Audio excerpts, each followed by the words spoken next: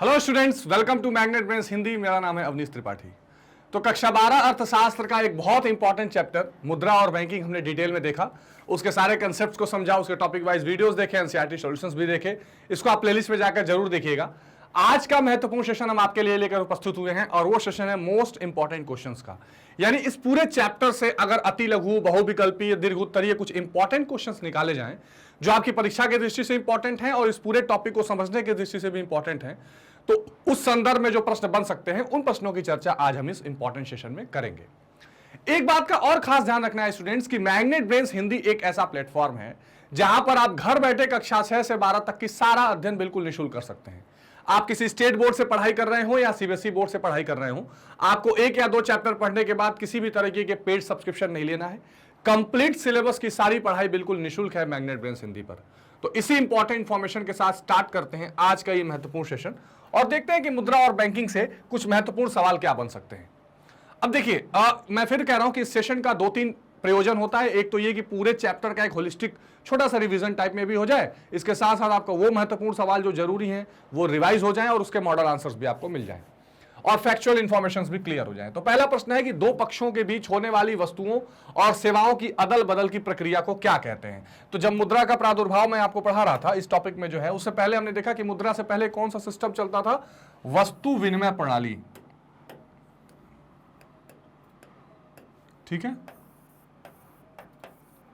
वस्तु विनिमय प्रणाली, जिसको अंग्रेजी में कहते हैं बार्टर सिस्टम। ठीक है, इसका मतलब क्या था? इसका मतलब यह था कि एक वस्तु के बदले दूसरी वस्तु का आदान प्रदान किया जाएगा। दैट इज कॉल्ड अ वस्तु विनिमय प्रणाली। अब इसका मतलब यह होता है कि जैसे मान लीजिए आपके पास गेहूं है, मेरे पास चावल है, तो मैं अपना गेहूं देकर आपसे चावल ले सकता हूं, आप मेरा गेहूं ले लेंगे। तो ये ठीक यही कंसेप्ट इस क्वेश्चन में पूछा गया है कि दो पक्षों के होने वाली जब वस्तु और सेवाओं की अदल बदल हो जाती है, इसमें सर्विसेज का भी अदल बदल होता है। जैसे मान लीजिए कि अब मैं कारपेंटर हूं और आप कोई और काम करते हैं, लोहे का काम करते हैं, लोहार है, तो हम एक दूसरे से सर्विसेज बदल लेंगे कि आप मेरा लोहे का काम कर दीजिए, मैं आपकी लकड़ी का काम कर दूंगा। तो इसको कहते हैं क्या? वस्तु विनिमय, यानी कि बार्टर सिस्टम। अगला सवाल है, मुद्रा वह धुरी है जिसके चारों ओर अर्थ विज्ञान चक्कर लगाता है। ये कथन किसका है? तो महान इकोनॉमिस्ट मार्शल। ठीक है, important. An outline of money, ये पुस्तक किसने लिखा? तो ये लिखा क्राउथर ने, सॉरी माफ करिए, तो ये पुस्तक लिखी है क्राउथर ने। Then outline of money, an outline of money. ठीक है, इंपॉर्टेंट क्वेश्चन है। हाँ, द ट्रीटाइज ऑफ मनी, इसके लेखक कौन है? तो इसके लेखक है कीन्स। ठीक है, मुद्रा विकास क्रम का सही अनुक्रम कौन सा है? तो जो इवोल्यूशन ऑफ मनी मैंने पढ़ा है, आपको समझाया है, इसमें जो इंपॉर्टेंट आपको एक क्वेश्चन में सारी चीज समझ में आ जाएगी कैसे इवोल्यूशन हुआ। तो सबसे पहले आया वस्तु मुद्रा, ठीक है, जिसको हम क्या बोलते हैं? एक तरह से कमोडिटी मनी। ठीक है, ये ध्यान रखेंगे। सबसे पहले आया कमोडिटी मनी, यानी वस्तु देकर कोई सामान ले लेना। फिर इसके बाद आया धातु मुद्रा। धातु मुद्रा का मतलब होता है मेटेलिक मनी।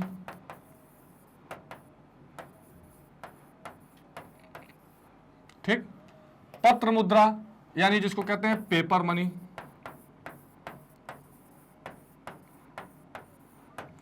साख मुद्रा, यानी जिसको कहते हैं क्रेडिट मनी।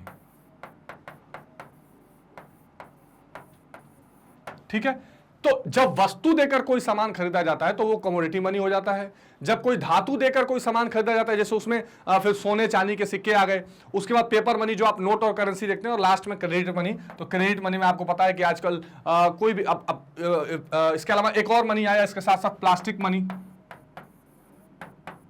प्लास्टिक मनी तो cheque, ATM card, debit card, credit card, ये सारी चीजें इसमें आ जाती हैं। तो ये वस्तु मुद्रा, धातु मुद्रा, पत्र मुद्रा, साख मुद्रा, इसमें चेक वेक सब आ जाते हैं। ये इस तरह इवोल्यूशन हुआ है, इस तरह प्रादुर्भाव हुआ है मुद्रा का। तो ये बहुत इंपॉर्टेंट क्वेश्चन है, इसका सही जवाब ख हो जाएगा। ठीक है, एक क्वेश्चन में आपने पूरा इवोल्यूशन ऑफ मनी समझ लिया। भारतीय रुपया क्या है? प्रमाणिक सिक्का, सांकेतिक सिक्का। प्रमाणिक और सांकेतिक सिक्का दोनों गौण सिक्का, तो ग इसका सही जवाब हो जाएगा। साख गुणक क्या होता है? जिसको बोलते हैं क्रेडिट मल्टीप्लायर। क्रेडिट मल्टीप्लायर, तो 1/CRR। इसका मतलब क्या हो जाएगा? इसका मतलब ये हो जाएगा कि जितना CRR जो होगा वो ज्यादा होगा, उतना क्या होगा? क्रेडिट मल्टीप्लायर, मतलब कि साख का निर्माण कम होगा, जितना CRR कम होगा साख का निर्माण ज्यादा होगा। ठीक है, क इसका सही जवाब हो जाएगा। भारत का केंद्रीय बैंक किसे कहते हैं? भारतीय स्टेट बैंक, भारतीय reserve bank, central bank of India, Punjab national bank. तो सेंट्रल बैंक जो होता है, अभी सेंट्रल बैंक ऑफ इंडिया को आप केंद्रीय बैंक मत समझिएगा, ये तो अपने आप में वाणिज्यिक बैंक है, लेकिन हर देश का एक सेंट्रल बैंक होता है, एक केंद्रीय बैंक होता है जो वहां के मौद्रिक नीतियों का निर्माण करता है। तो भारत में वो काम कौन करता है? आरबीआई, भारतीय रिजर्व बैंक। भारतीय रिजर्व बैंक की स्थापना कब हुई है? तो सही जवाब हो जाएगा क, 1935 में। इसके लिए एक एक्ट आया, आरबीआई एक्ट। ये एक्ट आया 1934 में और स्थापना हुई 1 अप्रैल 1935 में। बहुत इंपॉर्टेंट है, ध्यान रखिएगा, ठीक है। चलिए, भारतीय रिजर्व बैंक का राष्ट्रीयकरण कब किया गया? 1948, 1949, 1950, 1951। सही जवाब क्या हो जाएगा? 1949 में इसका नेशनलाइजेशन किया गया था। और आरबीआई का हेड ऑफिस कहां है? जल्दी कमेंट सेक्शन में बताइए। रिजर्व बैंक ऑफ इंडिया का हेड ऑफिस कहां है? भारत में मुद्रा और साख पर नियंत्रण कौन करता है? भारत सरकार, वित्त मंत्रालय, भारतीय रिजर्व बैंक, या ये सभी? तो मुद्रा और साख पर नियंत्रण कौन करता है? जिसको कहते हैं क्रेडिट कंट्रोल, ठीक है। ये कौन करता है? ये करती है आरबीआई। और ये क्रेडिट कंट्रोल करने के लिए उसको क्या बनाना पड़ता है? मौद्रिक नीति, मौद्रिक नीति, जिसको कहते हैं मॉनेटरी पॉलिसी, मॉनेटरी पॉलिसी, ठीक है। तो ये क्रेडिट कंट्रोल, अब इसका डिटेल क्या है इसको भी क्वेश्चन समझ लेंगे। तो कुल मिलाके इस क्रेडिट कंट्रोल या भारत में मुद्रा और साख पर नियंत्रण का मतलब होता है कि मुद्रा पूर्ति को नियंत्रण में रखना, मनी सप्लाई को, मुद्रा पूर्ति या प्रवाह को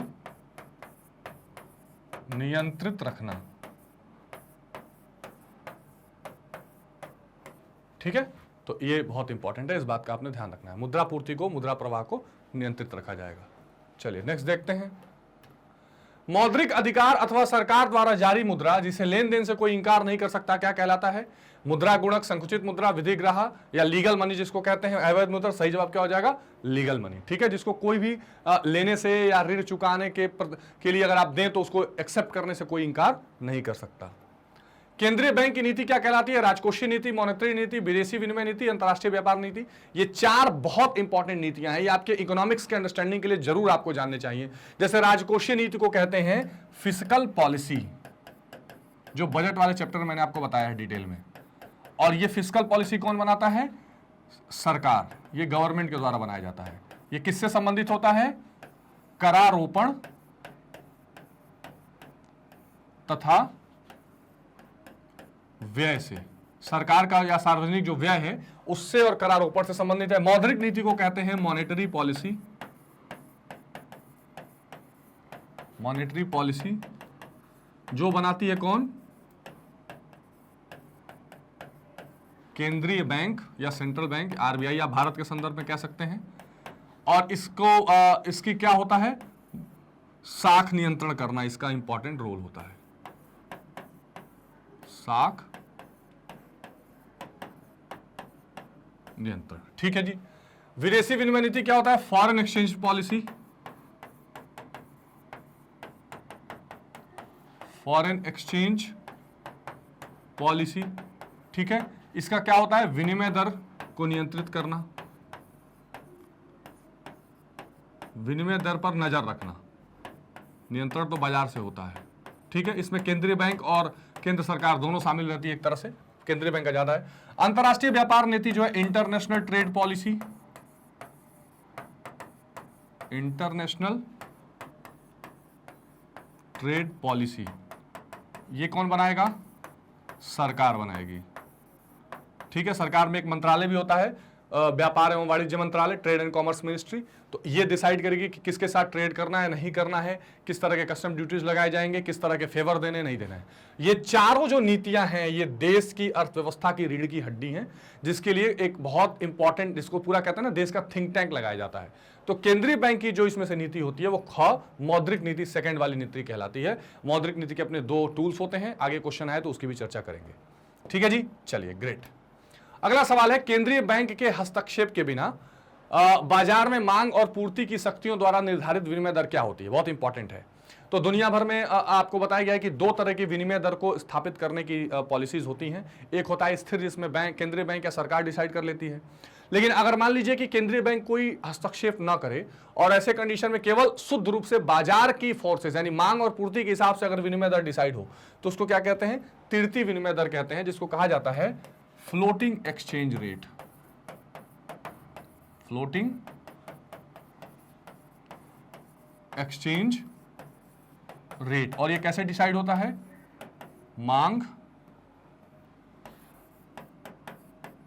मांग एवं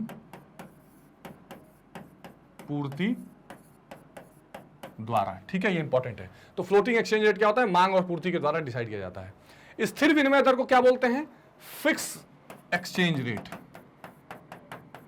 ठीक है, फिक्स एक्सचेंज रेट। अब ये कौन डिसाइड करता है? ये डिसाइड करती है सरकार या केंद्रीय बैंक, दोनों मिलकर डिसाइड कर देंगे। प्रबंधित विनिमय दर, इसमें क्या होता है कि इसको कहते हैं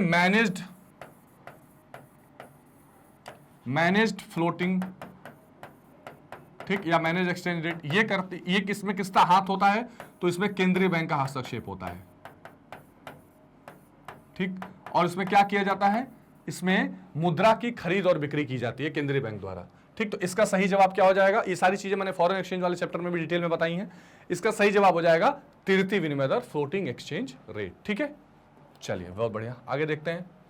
करेंसी नोटों को निर्गमित करने का एकमात्र अधिकार निम्नलिखित में से किस संस्था को है? यानी इशू ऑफ करेंसी को इशू करने का अधिकार किसके पास है? तो इसका सही जवाब क्या हो जाएगा? रिजर्व बैंक ऑफ इंडिया, जिसको हम केंद्रीय बैंक कहते हैं। केवल 1 रुपए का जो नोट होता है वो वित्त मंत्रालय करती है देश की, जिसपे वित्त सचिव का सिग्नेचर होता है, और बाकी नोटों पर रिजर्व बैंक ऑफ इंडिया के गवर्नर का सिग्नेचर होता है। चलिए कमेंट सेक्शन में बताइए, अभी रिजर्व बैंक के गवर्नर का नाम क्या है? तुरंत बताइए। 2 क्वेश्चन हो गए, मैंने 2 क्वेश्चन आपसे पूछे हैं। आरबीआई का हेडक्वार्टर कहां है और इस समय आरबीआई गवर्नर का नाम क्या है?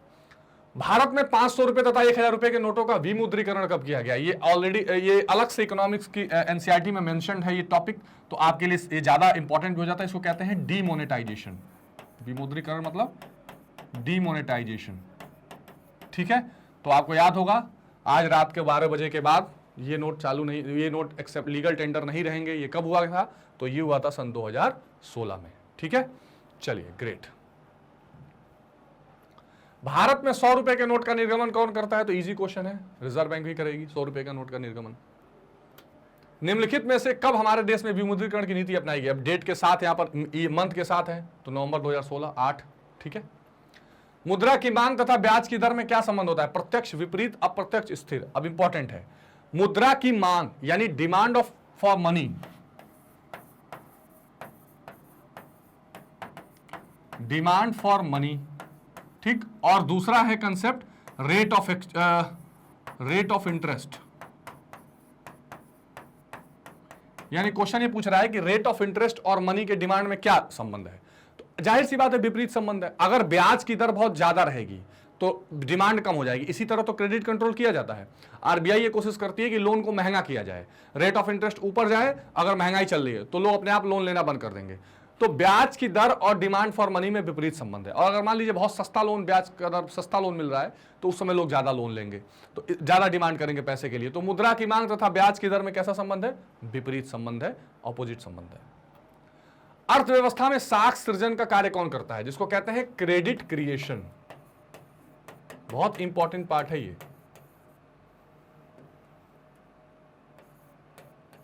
देखिए 2 चीजें हैं, एक है साख नियंत्रण, एक है साख सृजन।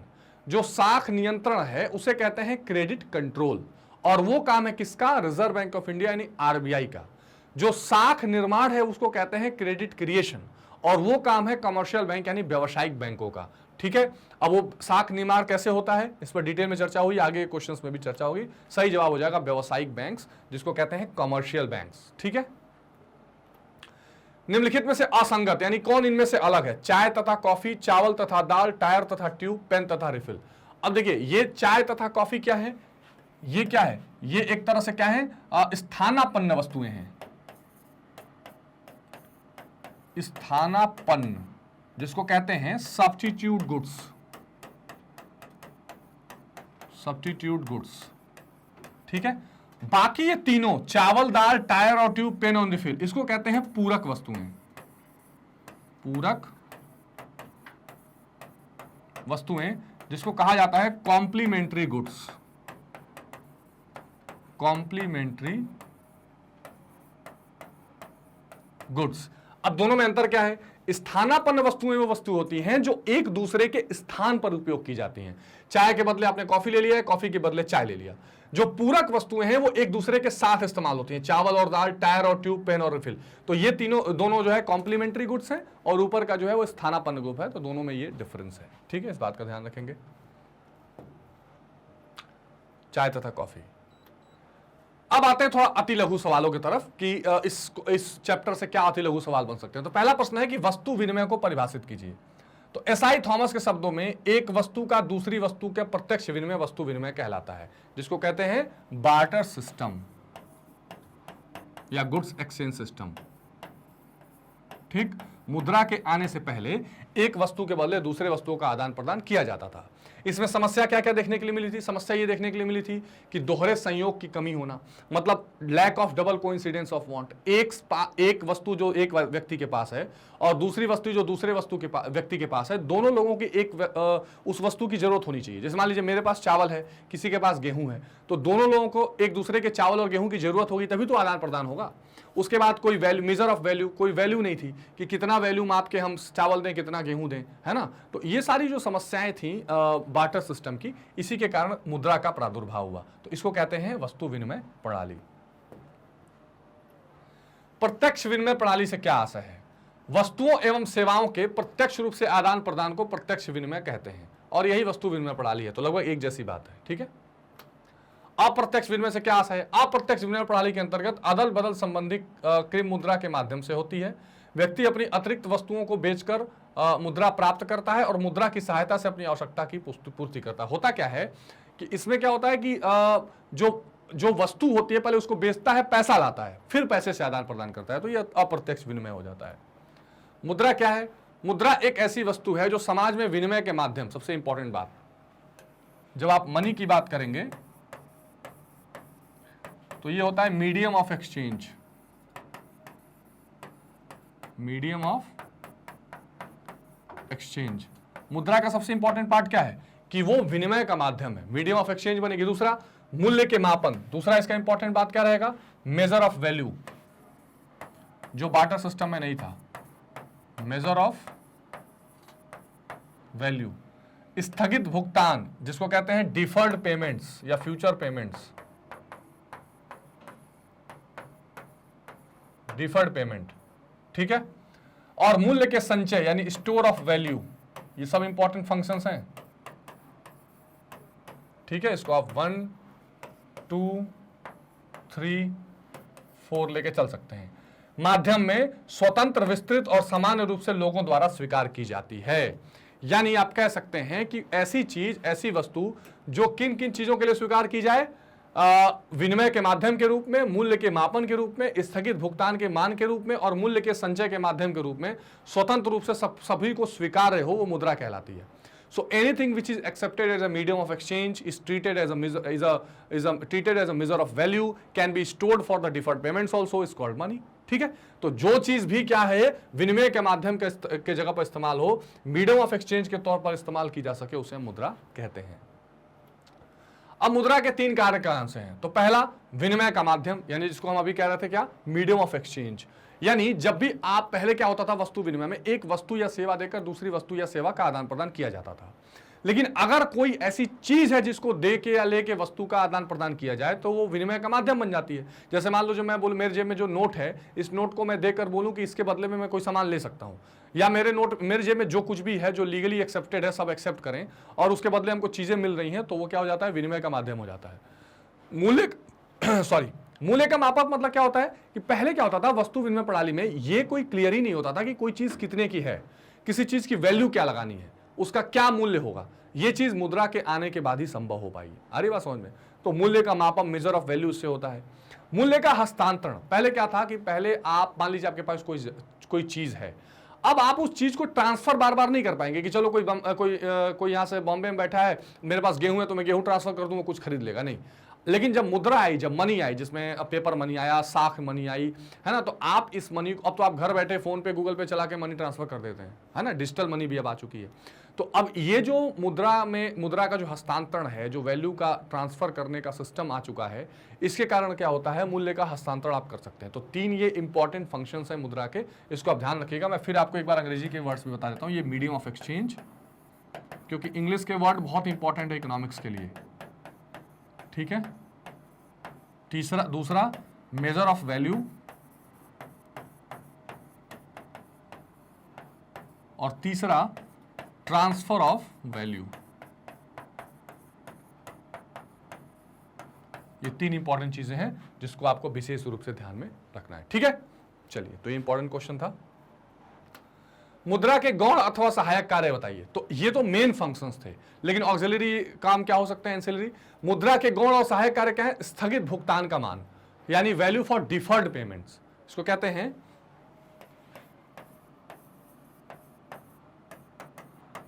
वैल्यू फॉर डिफर्ड और फ्यूचर पेमेंट, ठीक है जी। तो आप जो फ्यूचर में पेमेंट करेंगे उसकी वैल्यू। दूसरा मूल्य का संचय, स्टोर ऑफ वैल्यू, और तीसरा मूल्य का हस्तांतरण। इसकी चर्चा भी हमने भी की है, यहां भी आप उसको एक्सिलरी वर्ग में रख सकते हैं। मतलब यह है कि आपको अगर कोई फ्यूचर में पेमेंट करना है तो आप कितना पेमेंट करेंगे, ये वैल्यू तभी डिसाइड होगी जब मुद्रा जैसी कोई चीज रहेगी, नहीं तो डिसाइड करना संभव नहीं है। इसी तरह अगर आप कोई चीज को स्टोर कर, जैसे मान लीजिए वस्तु विनिमय प्रणाली में आपके पास कोई घोड़ा है, कोई भी चीज है, तो आप उसे कई सौ साल तक स्टोर करके नहीं, कई साल तक स्टोर करके थोड़ी रख सकते हैं कि बाद में यूज आ जाएगा। लेकिन मनी को आप बैंक में या कहीं भी स्टोर करके रख सकते हैं, सेव करके रख सकते हैं। ये एक इसका फायदा होता है, ठीक है। तो ये अपने आप में बहुत इंपॉर्टेंट इसके वर्क है, काम है। मुद्रा की तरलता से क्या आशय है, इसको कहते हैं liquidity of money. Liquidity of money मतलब क्या हुआ, मतलब ये हुआ कि आप किसी चीज को कितनी आसानी से बाजार में चला सकते हैं। जैसे मान लीजिए कि आप वैसे भी देखिए ना, जितने छोटे नोट होते हैं उनकी तरलता ज्यादा होती है। जैसे आप 2000 की नोट लेके मार्केट जाइए और 10 रुपए के नोट, 10-10 के नोट लेके मार्केट में जाइए, तो अगर आपके पास 10-10 के नोट हैं तो आपको टेंशन नहीं होगी, आप कोई भी चीज ज्यादा ज्यादा नोट देके खरीद लेंगे। लेकिन हो सकता है कि कोई छोटी चीज हो और 2000 का नोट दे तो आप ना चला पाए, यहां आपस में भी लिक्विडिटी कम हो गई, है ना। इसी तरह आप मान लीजिए कि आप चेक लेके मार्केट में जाइए और करेंसी लेकर मार्केट में जाइए, तो करेंसी लेकर आप ज्यादा कम कर पाएंगे, चेक लेके शायद आपका सभी लोग आपका ट्रांजेक्शन एक्सेप्ट ना करें, क्योंकि वहां क्रेडिट की बात है। आ रही बात समझ में। तो जिस चीज को आप जितनी सरलता पूर्वक चला सकते हैं वो लिक्विडिटी होती है। तो किसी वस्तु को सरलता पूर्वक बिना किसी हानि के मुद्रा में बदलने की क्षमता मुद्रा की तरलता कहलाती है। किस चीज को आप करेंसी में इजीली चेंज कर सकते हैं, जैसे आपके पास नोट है वो करेंसी में इजीली चेंज हो जा रहा है, पर शायद चेक को आप इतनी सरलता पूर्वक चेंज नहीं कर पाएंगे। तो जिस चीज को जितनी सरलता पूर्वक आप मार्केट में उसको करेंसी के रूप में चेंज कर पाए वो उसकी लिक्विडिटी या तरलता कहलाती है। प्रामाणिक मुद्रा से क्या आशय है, तो यह देश की प्रधान मुद्रा होती है, सबसे मेन मुद्रा। इसी के द्वारा वस्तु और सेवाओं का मूल्य आंका जाता है। यह असीमित विधिग्राह मुद्रा होती है, मतलब यहां पर इसका कोई भी सीमा नहीं है कि कितना लोग एक्सेप्ट करेंगे, सबका सब एक्सेप्ट करेंगे। और इसका अंकित मूल्य इसके वास्तविक मूल्य के बराबर होता है। इसकी स्वतंत्र मुद्रा ढलाई होती है, तो ये इंपॉर्टेंट है प्रामाणिक मुद्रा। इंट्रिंसिक वैल्यू और रियल वैल्यू दोनों बराबर होती है। पत्र मुद्रा से क्या आशय है, अब इसमें देखिए ये इसमें आप ध्यान रखिएगा कि इसमें जो जिसको कहते हैं ना कि जिस चीज से वो धातु से बना होगा वो और जो उसकी वैल्यू होगी वो दोनों के दोनों क्या होंगे, बराबर होंगे, है ना। जैसे मान लीजिए अगर कोई गोल्ड का कॉइन है उस पर लिखा है 1000, इसका मतलब उस गोल्ड कॉइन की असली वैल्यू भी 1000 है और मुद्रा पे जो वैल्यू अंकित है वो भी 1000 है। तो ये ध्यान रखिए। पत्र मुद्रा से आशय सरकार द्वारा केंद्रीय बैंक द्वारा निर्गमित उन नोटों से है जिन पर एक निश्चित रकम देने का वचन लिखा होता है। तो आपने नोट में देखा होगा, लिखा होता है कि मैं धारक को इतने रुपए अदा करने का वचन देता हूं, है ना। तो लीगल टेंडर इसको बोलते हैं। तो जब सरकार या केंद्रीय बैंक ये कह देती है कि हम इतना रुपए देंगे, इस चीज को निश्चित कर दिया जाता है, तो ये पत्र मुद्रा या पेपर मनी कहलाती है, ठीक है। उस पर वो चीज क्लियरली लिख दी गई होती है। तो ये इंपॉर्टेंट है, इस पर भी आप ध्यान रखेंगे। अब अगला सवाल है कि मुद्रा की पूर्ति के अंतर्गत क्या क्या सम्मिलित किया जाता है। ये बहुत इंपॉर्टेंट फैक्टर है, जान लीजिए। सप्लाई ऑफ मनी जिसे कहते हैं, ठीक है, सप्लाई ऑफ मनी, ठीक। तो इसको मेजर करने के हमने तरीके भी डिटेल में चैप्टर में देखे हुए हैं, अभी उसकी चर्चा कर लेंगे। M1, M2, M3, M4। तो मुद्रा की पूर्ति के अंतर्गत नॉर्मली जो सिचुएशन होती है, केंद्रीय बैंक द्वारा निर्गमित विभिन्न मूल्यों की पत्र मुद्रा की कुल राशि, जितना पेपर मनी इकोनॉमी में है, सरकार द्वारा निर्गमित 1 रुपए के नेट और सिक्कों की कुल मात्रा, और बैंकों की मांग जमाएं। ठीक, यानी हम जिसको बोलते हैं कि सी प्लस डी प्लस इसमें एक ओडी भी जुड़ जाता है। ठीक है ना, ये मनी सप्लाई M1 की फॉर्मूला होता है, C plus D plus OT. यानी जितना भी पब्लिक में करेंसी है, चाहे वो नोट हो चाहे वो सिक्का हो, ठीक, उसके बाद जितना भी मांग जमा हो, डिमांड डिपॉजिट। मांग जमाएं क्या होती हैं? आपको पता है कि जमाओं के 3 प्रकार होते हैं। जैसे अगर आप, ये बहुत इंपॉर्टेंट है, इसको समझ लीजिए नहीं तो कंफ्यूजन हो जाएगी आपको। मुद्रा पूर्ति के लिए समझाया भी है मैंने। जैसे ये बैंकों में जो जमा आप करते हैं, ठीक है, जस्ट अ सेकेंड, ठीक है। अब देखिए जो आपके जमा होते हैं ये क्या होते हैं? पहला इसमें होता है बचत खाता, दूसरा होता है चालू खाता, और तीसरा होता है सावधिक जमा। इसको कहते हैं टर्म डिपॉजिट। तो ये दो जो होते हैं ये मांग जमा होती है, जिसको कहते हैं डिमांड डिपॉजिट, और ये जो होता है ये क्या होता है? सावधिक जमा होती है, टर्म डिपॉजिट इसको कहते हैं। ठीक, या फिक्स डिपॉजिट जिसको कहते हैं। अब इसका मतलब क्या हुआ? बचत खाता, चालू खाता में से आप पैसा कभी भी निकाल सकते हैं। जब आप चाहे एटीएम डाला और पैसा अपना निकाल लिया। चालू खाता में तो दिन में 10 बार ट्रांजैक्शन होता है। सावधिक जमा क्या होती है? वो एक निश्चित समय के लिए जमा होती है। तो जब मांग, और जैसे 10 साल 5 साल का फिक्स डिपॉजिट या रिकरिंग अकाउंट, तो जब आप मांग पूर्ति को देखते हैं तो उसमें लोगों के पास जो करेंसी और जो डिमांड डिपॉजिट है, यानी चालू खाता और बचत खाता वाला जो पैसा है, और आरबीआई के पास कुछ अदर डिपॉजिट होते हैं, ये मांग पूर्ति में रखा, मुद्रा की पूर्ति में रखा जाता है। तो केंद्रीय बैंक द्वारा जितनी पेपर मनी है, जितने सिक्के हैं, और बैंकों की जो मांग जमाएं हैं, वो मुद्रा की पूर्ति में शामिल किया जाता है। तो ये आपको विशेष रूप से ध्यान रखना है। अगला सवाल है उच्च शक्ति मुद्रा क्या है ना? हाई पावर्ड मनी जिसको कहते हैं अंग्रेजी में। ठीक है, क्या कहते हैं? हाई पावर्ड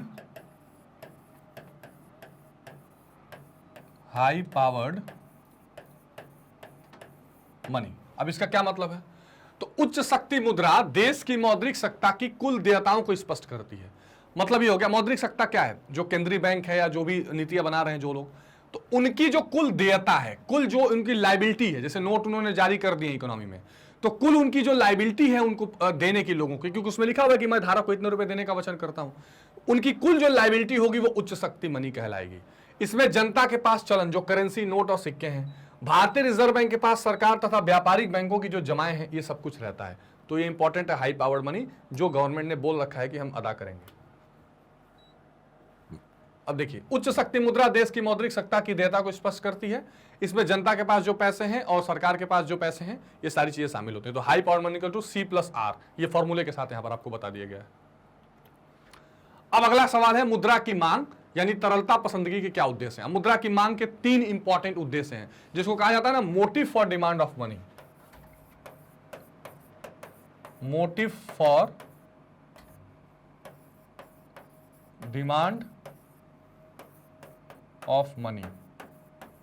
अब इसमें क्या क्या मोटिव हो रहे हैं? सौदा उद्देश्य जिसको बोलते हैं ट्रांजैक्शन मोटिव्स, ट्रांजैक्शन मोटिव। दूरदर्शी उद्देश्य क्या बोलेंगे? इसको कह सकते हैं कंटिंजेंसी मोटिव।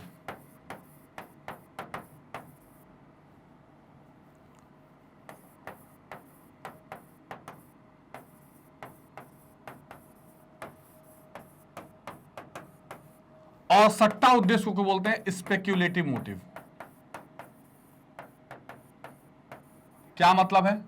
अब इस डिटेल में समझते हैं। अब देखिए, सौदा उद्देश्य का मतलब क्या है? कि सौदा मतलब ट्रांजैक्शन, जब पैसे की डिमांड लोग क्या करने के लिए? अपने डे टू डे ट्रांजैक्शंस को कंप्लीट करने के लिए करते हैं, तो उसको सौदा उद्देश्य कहते हैं। मैं अंग्रेजी के शब्द आपके लिए साथ में इसलिए लिखता हूं ताकि इसके साथ आप रिलेशन कर लें। कई इकोनॉमिक्स के ऐसे वर्डिंग्स हैं जो आपको कंफ्यूज करेंगे, तो आपको अगर इजीली चीजें सुनी हुई रहेंगी तो आप बहुत आसानी से रिलेट कर लेंगे एग्जामिनेशन में, अगर ये शब्दावलियां भी याद आ गई। तो ट्रांजैक्शन मोटिव का कुल मतलब यह होता है कि जब डे टू डे खर्चे करने के लिए आप कोई पैसे की डिमांड करते हैं तो उसको सौदा उद्देश्य कहा जाता है।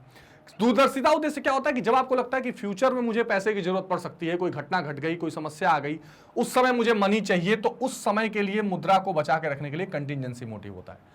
सट्टा उद्देश्य क्या होता है कि आप कहीं पैसा लगाकर और कोई कहीं आप शेयर्स में या कहीं भी पैसा कमाना चाहते हैं इन्वेस्टमेंट पर्पज से, तो ये सट्टा उद्देश्य। तो ये तीन ये मोटिव्स हैं जिनके कारण क्या होता है, मुद्रा की मांग की जाती है। ठीक है, इंपॉर्टेंट है, इसको आप ध्यान रखेंगे। ब्याज दर तथा सट्टा मांग के मध्य कौन सा संबंध पाया जाता है? तो ब्याज दर तथा सट्टा मांग के मध्य विपरीत संबंध पाया जाता है। ठीक है, जैसे मान लीजिए कि अगर रेट ऑफ इंटरेस्ट या ब्याज दर बहुत ज्यादा है तो लोग क्या करेंगे, लोग फिर क्या करेंगे, मुद्रा की मांग को कम कर देंगे, क्योंकि अब वो ज्यादा से ज्यादा पैसा वहां इन्वेस्टमेंट के लिए नहीं लगाएंगे। तो ब्याज दर तथा सट्टा मांग के मध्य विपरीत संबंध है, अर्थात ब्याज दर बढ़ने पर सट्टा मांग कम हो जाती है और ब्याज दर कम होने पर सट्टा मांग बढ़ जाती है। क्योंकि अगर ब्याज दर बढ़ेगी तो लोग अपना पैसा जाकर ज्यादा से ज्यादा बैंक में जमा कर देंगे, कहीं और सट्टा बाजार में नहीं लगाएंगे। लेकिन अगर ब्याज दर कम होगी तो लोग पैसा की डिमांड खूब करेंगे, कहेंगे पैसा लाओ, हम कहीं और हमको लगाना है। तो ये सीधा रिलेशन होता है, उल्टा मतलब। अब तरलता जाल, लिक्विडिटी ट्रैप क्या है? वह दशा है जिसमें सट्टा के लिए मुद्रा की मांग पूर्णतः लोचदार होती है। इस अवस्था में के बाद ब्याज दर का गिरना बंद हो जाता है। तो ये इंपॉर्टेंट पार्ट है। निकट मुद्रा से क्या आशय है, नियर मनी से क्या आशय है?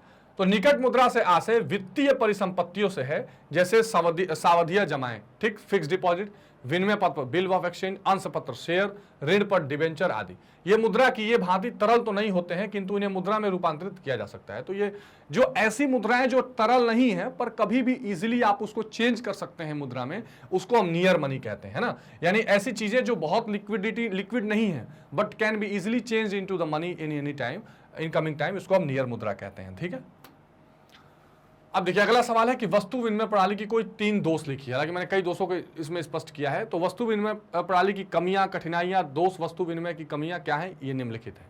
पहला क्या है, दोहरे संयोग की अभाव, इसको कहते हैं लैक ऑफ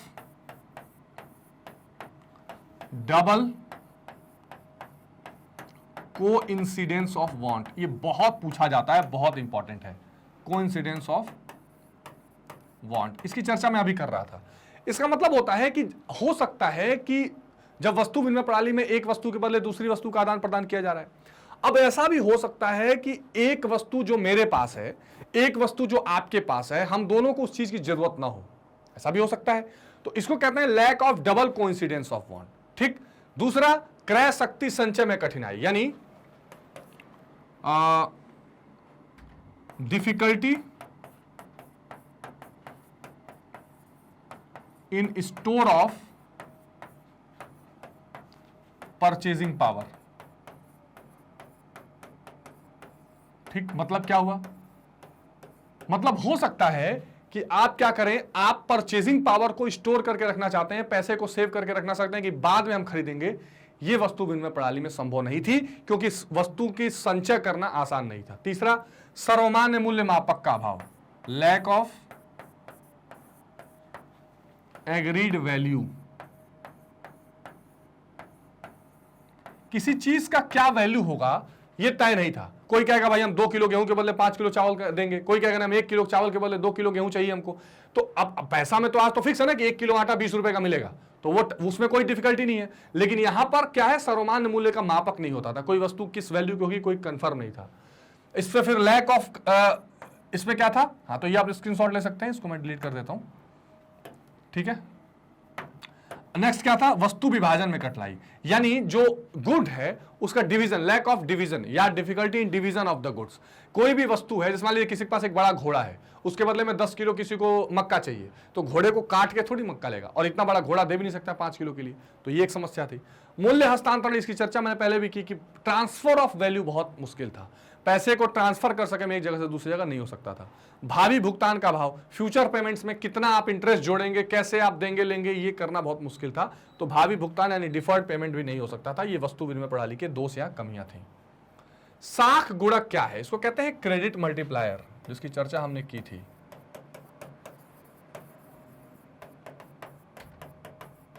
देखिए, साख गुणक बैंक की जमाओं पर नगद कोष अनुपात का व्युत्क्रम होता है। मतलब ये नगद कोष अनुपात किसको कहते हैं, cash reserve ratio. Cash reserve ratio, अब देखिए ध्यान से समझिए, कैश रिजर्व रेशियो क्या होता है, जो व्यापारिक बैंक हैं उनको अपने कुल जमा का कुछ हिस्सा केंद्रीय बैंक के पास जमा करना पड़ता है। जैसे मान लीजिए कि अगर व्यापारिक बैंकों के पास 100 रुपए आया तो टोटल उसको लोन नहीं बांटेंगे, आरबीआई कहेगी इसमें से 4%, 5% जो भी रेट आरबीआई बताएगी वो मेरे पास कैश के रूप में रखना होगा। तो इसका मतलब जो 100 रुपए व्यापारिक बैंकों के पास आए थे, अब उतना पैसा पूरा इकोनॉमी में जा नहीं पाएगा, उसमें से कुछ पैसा कहां चला गया, केंद्रीय बैंक के पास चला गया। तो अगर पैसा इकोनॉमी में नहीं जाएगा तो जो क्रेडिट होगा, साख होगा, वो क्रेडिट कम होगा इकोनॉमी से। तो अब ये सीधे सीधे इसका फॉर्मूला क्या होता है, इसका होता है 1 में CRR।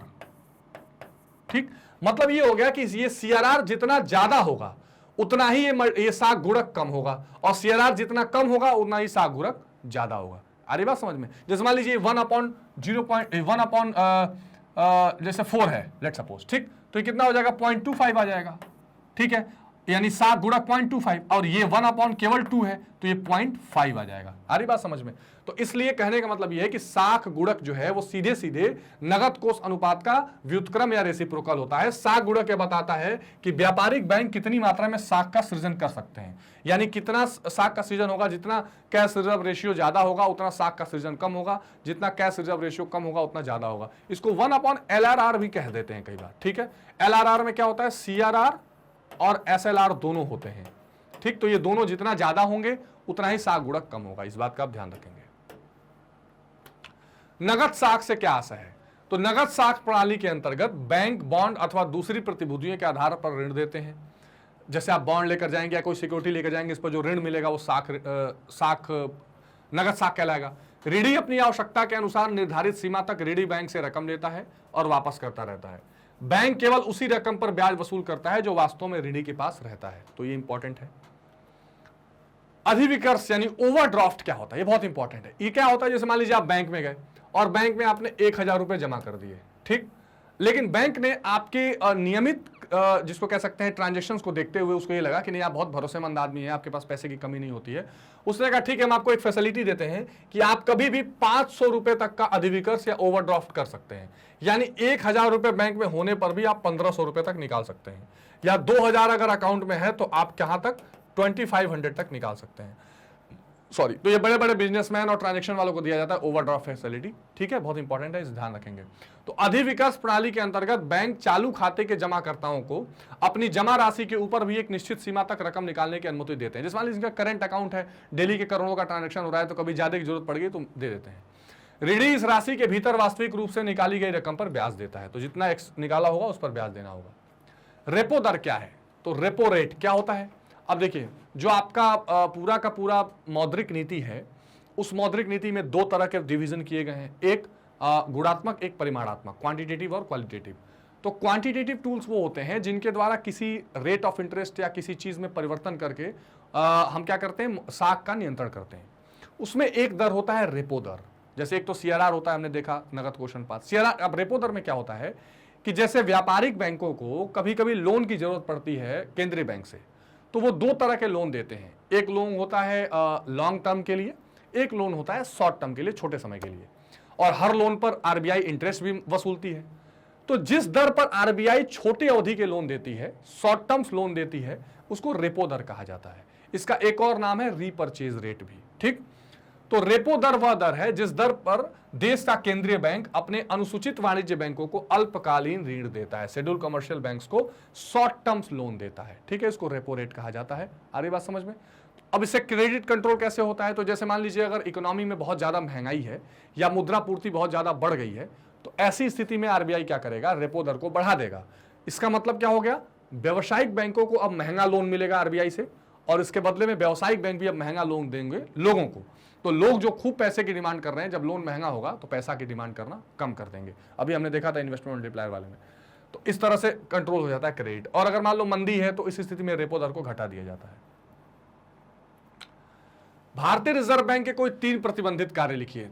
तो रिजर्व बैंक जिन कार्यों को नहीं कर सकता वो क्या है, रिजर्व बैंक जनता से ब्याज पर रुपया स्वीकार नहीं कर सकता, यानी जो डायरेक्ट ट्रांजैक्शंस हैं, डायरेक्ट जो कह सकते हैं कि लेन देन है जनता से, वो रिजर्व बैंक नहीं करता है। रिजर्व बैंक कोई भी व्यावसायिक कार्य स्वयं नहीं कर सकता और न ही उन्हें प्रत्यक्ष रूप से आर्थिक सहायता दे सकता है। बिल्कुल ठीक बात। वह किसी बैंक या कंपनी से अंश नहीं खरीद सकता और न ही ऐसे अंशों की जमानत पर ऋण दे सकता है। तो ये 3 इंपॉर्टेंट काम है जो रिजर्व बैंक नहीं कर सकता है। अब आ जाते हैं इंपॉर्टेंट, केंद्रीय बैंक के प्रमुख कार्यों की विवेचना कीजिए। तो सबसे पहले तो केंद्रीय बैंक क्या है? केंद्रीय बैंक किसी भी देश की सबसे इंपॉर्टेंट मौद्रिक सत्ता होती है, यानी कि पूरा जो मॉनेटरी टर्म्स हैं, पैसे का, करेंसी को इशू करना, साख का नियंत्रण करना, सभी व्यावसायिक बैंक के ऊपर अपना नियंत्रण बनाकर रखना, ये सब केंद्रीय बैंक के महत्वपूर्ण कार्य हैं। इसमें हम थोड़ा सा मौद्रिक नीति को भी देख लेंगे। तो भारत का केंद्रीय bank reserve bank of India है। इसके प्रमुख कार्य है पत्र मुद्रा का निर्गमन करना, इसको कहते हैं अंग्रेजी में issue of paper, issue of currency, सीधे सीधे इशू ऑफ करेंसी। पत्र मुद्रा को वैसे पेपर मनी कहते हैं। तो हमारे देश में पत्र मुद्रा का निर्गमन करने का अधिकार केवल रिजर्व बैंक के पास है, 1 रुपए के नोट को छोड़कर। यह ध्यान रखिए, 1 रुपए का नोट कौन इशू करता है? वो करती है वित्त मंत्रालय, उस पर वित्त सचिव का सिग्नेचर होता है, बाकी रिजर्व बैंक ऑफ इंडिया करती है। तो 1 रुपए के नोट को छोड़कर यह बैंक अन्य समस्त नोटों का निर्गमन करता है। नोट निर्गमन के पीछे 200 करोड़ का सोना और विदेशी प्रतिभूति, 115 करोड़ प्लस 86 करोड़ कोष में रखना अनिवार्य होता है। आपातकालीन स्थिति में विदेश प्रतिभूतियों की मात्रा में राष्ट्रपति की अनुमति से कमी की जा सकती है। तो इस नोट को जारी करने के बदले उतना सोना रिजर्व में रखना पड़ता है ताकि उस नोट की बैकिंग बनी रहे। ठीक है, ये ध्यान रखेंगे आप, ये एडिशनल इंफॉर्मेशन थी। अगला कार्य होता है सरकार के बैंकर के रूप में काम करना। अब देखिए, सरकार के लिए बैंकर का काम आरबीआई करेगी, पब्लिक के लिए नहीं करेगी, ये ध्यान रखिएगा। तो सरकारी बैंकर के रूप में रिजर्व बैंक कार्य करता है। भारत सरकार तथा राज्य सरकारों की ओर से धन प्राप्त करना और इनके आदेशानुसार इनका भुगतान करना, ये इंपॉर्टेंट काम है आरबीआई का। भारत सरकार तथा राज्य सरकारों की ओर से जनता से ऋण प्राप्त करना, सरकारी कोषों का स्थानांतरण करना, ये गवर्नमेंट के लिए काम करती है। भारत सरकार और राज्य सरकारों के लिए विदेशी विनिमय का प्रबंध करना, भारत सरकार और राज्य सरकारों को आर्थिक सलाह देना, ये बहुत इंपॉर्टेंट पार्ट है, इसको आप ध्यान रखेंगे, आपके लिए नोट्स के भी काम आ जाएगा। ये जो काम है ना, आर्थिक सलाह देना, ये बहुत इंपॉर्टेंट है। इकोनॉमिक कह सकते हैं कि असिस्टेंस देना जब भी जरूरत पड़ती है सरकार को। और अब तो एक जो मौद्रिक नीति समिति है, यानी कि मॉनेटरी पॉलिसी कमेटी, जो अब मौद्रिक नीति को तैयार करती है, उसमें भी सरकार के 2 लोग हैं। तो सरकार के साथ लगातार समन्वय बना के रखना और सरकार को खराब स्थितियों में पूरा थिंक टैंक जो आरबीआई का होता है वो सलाह देता है, असिस्टेंस देता है। तो ये बहुत इंपॉर्टेंट रोल प्ले करता है। बैंकों के बैंक के रूप में कार्य करना, तो बैंकों के बैंक के रूप में निम्नलिखित कार्य करता है। रिजर्व बैंक व्यापारिक बैंकों का अंतिम ऋणदाता है। रिजर्व बैंक बैंकों की साख नीति पर नियंत्रण रखता है। सन 1949 के बैंकिंग नियमन अधिनियम के अंतर्गत रिजर्व बैंक को व्यापक अधिकार प्राप्त हैं, जैसे अनुसूचित बैंक का निरीक्षण करना, इसकी स्थापना और आज्ञा पत्र प्रदान करना। तो ये इंपॉर्टेंट है। बैंकों के बैंक का मतलब कि जितने भी कमर्शियल बैंक्स हैं उनके लिए वो एक बैंकर का काम करेगा। अगर उनको लोन चाहिए वो देगा, उनके पास एक्स्ट्रा मनी है उसको डिपॉजिट में रखना है वो लेगा, ठीक, कोई सलाह करनी है करेगा, और उन पर नियंत्रण भी रखता है। तो ये भी एक बहुत महत्वपूर्ण काम है, इसको कहते हैं बैंकर्स टू द बैंक। विनिमय दर को स्थिर रखना, तो इसमें आता है, ये फॉरेन एक्सचेंज वाले मैंने पढ़ाया हुआ है कि विनिमय दर, जैसे देखिए अभी जो रेट ऑफ एक्सचेंज है वो डिसाइड होता है मार्केट के हिसाब से, जिसको फ्लोटिंग एक्सचेंज रेट कहते हैं, जिसमें किसी भी मुद्रा की मांग और पूर्ति के हिसाब से विनिमय दर डिसाइड हो जाता है, रेट ऑफ एक्सचेंज। लेकिन एक इसमें कंसेप्ट आता है मैनेज्ड फ्लोटिंग, प्रबंधित विनिमय दर।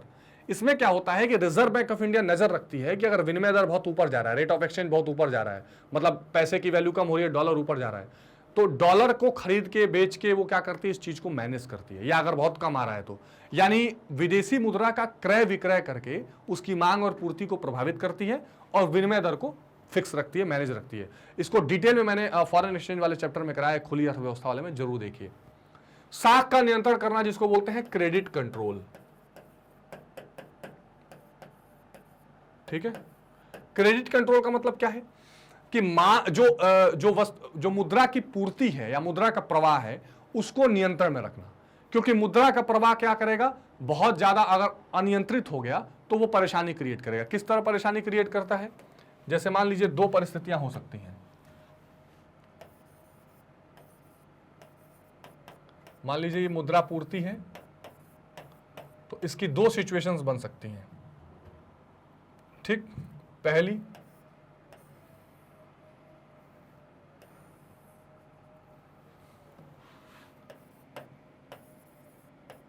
वृद्धि हो जाए, दूसरी कमी हो जाए। अगर मुद्रा पूर्ति बहुत बढ़ जाएगी तो लोग क्या करेंगे, मांग की वृद्धि होगी, है ना। अगर सबके पास पैसा खूब ज्यादा आ जाए तो क्या होगा, डिमांड बढ़ेगी इकोनॉमी में। जब मांग बढ़ती है तो उससे क्या होगा, मुद्रास्फीति या महंगाई, ठीक है। ये सिचुएशन अर्थव्यवस्था के लिए ठीक नहीं है, बहुत ज्यादा महंगाई नहीं होनी चाहिए, तो इसको कंट्रोल में रखना पड़ेगा। दूसरा, अगर कमी हो गई तो क्या होगा, मांग में कमी, कोई डिमांड ही नहीं होगा, इससे क्या आएगा, अर्थव्यवस्था में मंदी आ जाएगी, इससे क्या होगा, बेरोजगारी हो जाएगी, ठीक है ना। तो इस सिचुएशन को भी अर्थव्यवस्था को कंट्रोल करना है।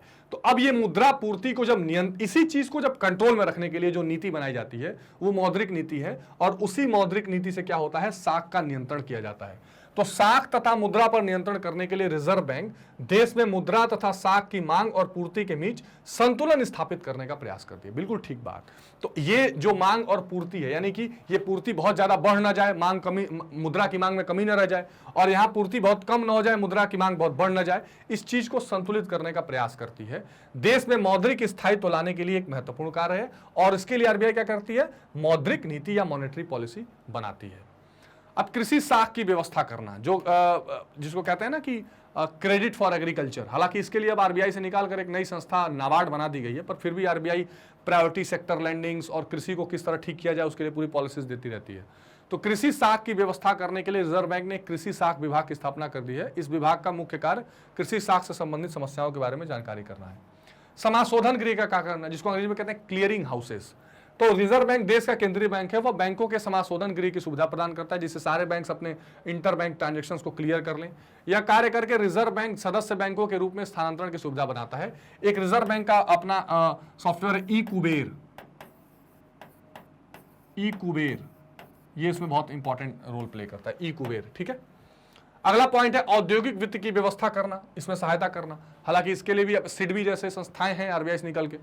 रिजर्व बैंक ने औद्योगिक वित्त निगम तथा राज्य वित्त निगम की बड़ी मात्रा में अंश खरीद रखे हैं। आवश्यकता पड़ने पर वह दीर्घकालीन और मध्यमकालीन ऋण प्रदान करता है। नेक्स्ट है आर्थिक व्यवस्था से संबंधित सारे क्या करना, एक तरह से कह सकते हैं कि सांख्यिकी और सारे आंकड़े एकत्रित करना। रिजर्व बैंक मुद्रा, साख, बैंकिंग, वित्त, कृषि और औद्योगिक उत्पादन आदि से संबंधित आंकड़े एकत्रित करता है और उन्हें प्रकाशित करता है। रिजर्व बैंक की अपनी जो है बार बार जिसको कहते हैं ना कि रिजर्व बैंक का अपना पब्लिश होता रहता है पूरा रिपोर्ट, ठीक है, मॉनेटरी रिपोर्ट पब्लिश होता रहता है, उसमें सारी चीजें आती हैं उसके वेबसाइट पर। ये आंकड़े देश की विभिन्न आर्थिक स्थितियों को बताते हैं। इसमें रिजर्व बैंक बताता है कि देश में कितनी महंगाई का स्तर रहने वाला है, जीडीपी ग्रोथ क्या रहने वाला है, करेंसी की इशूज क्या है, सब कुछ बताता है।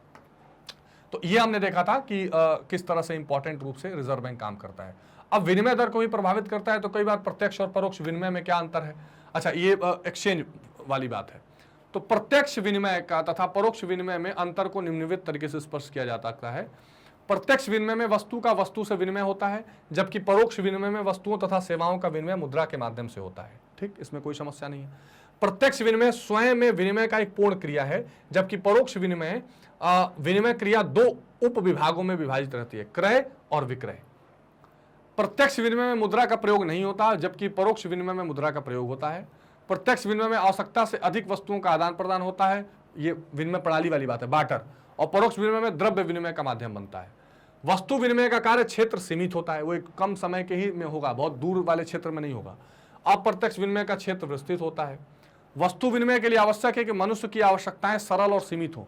इसका मतलब यह है कि जो चीजें आपके पास हैं और जो दूसरे के पास हैं उससे आपका काम चल जाए। जबकि परोक्ष विनिमय तब संभव होता है जब मनुष्य की आवश्यकताएं वृद्धि हो चुकी हो।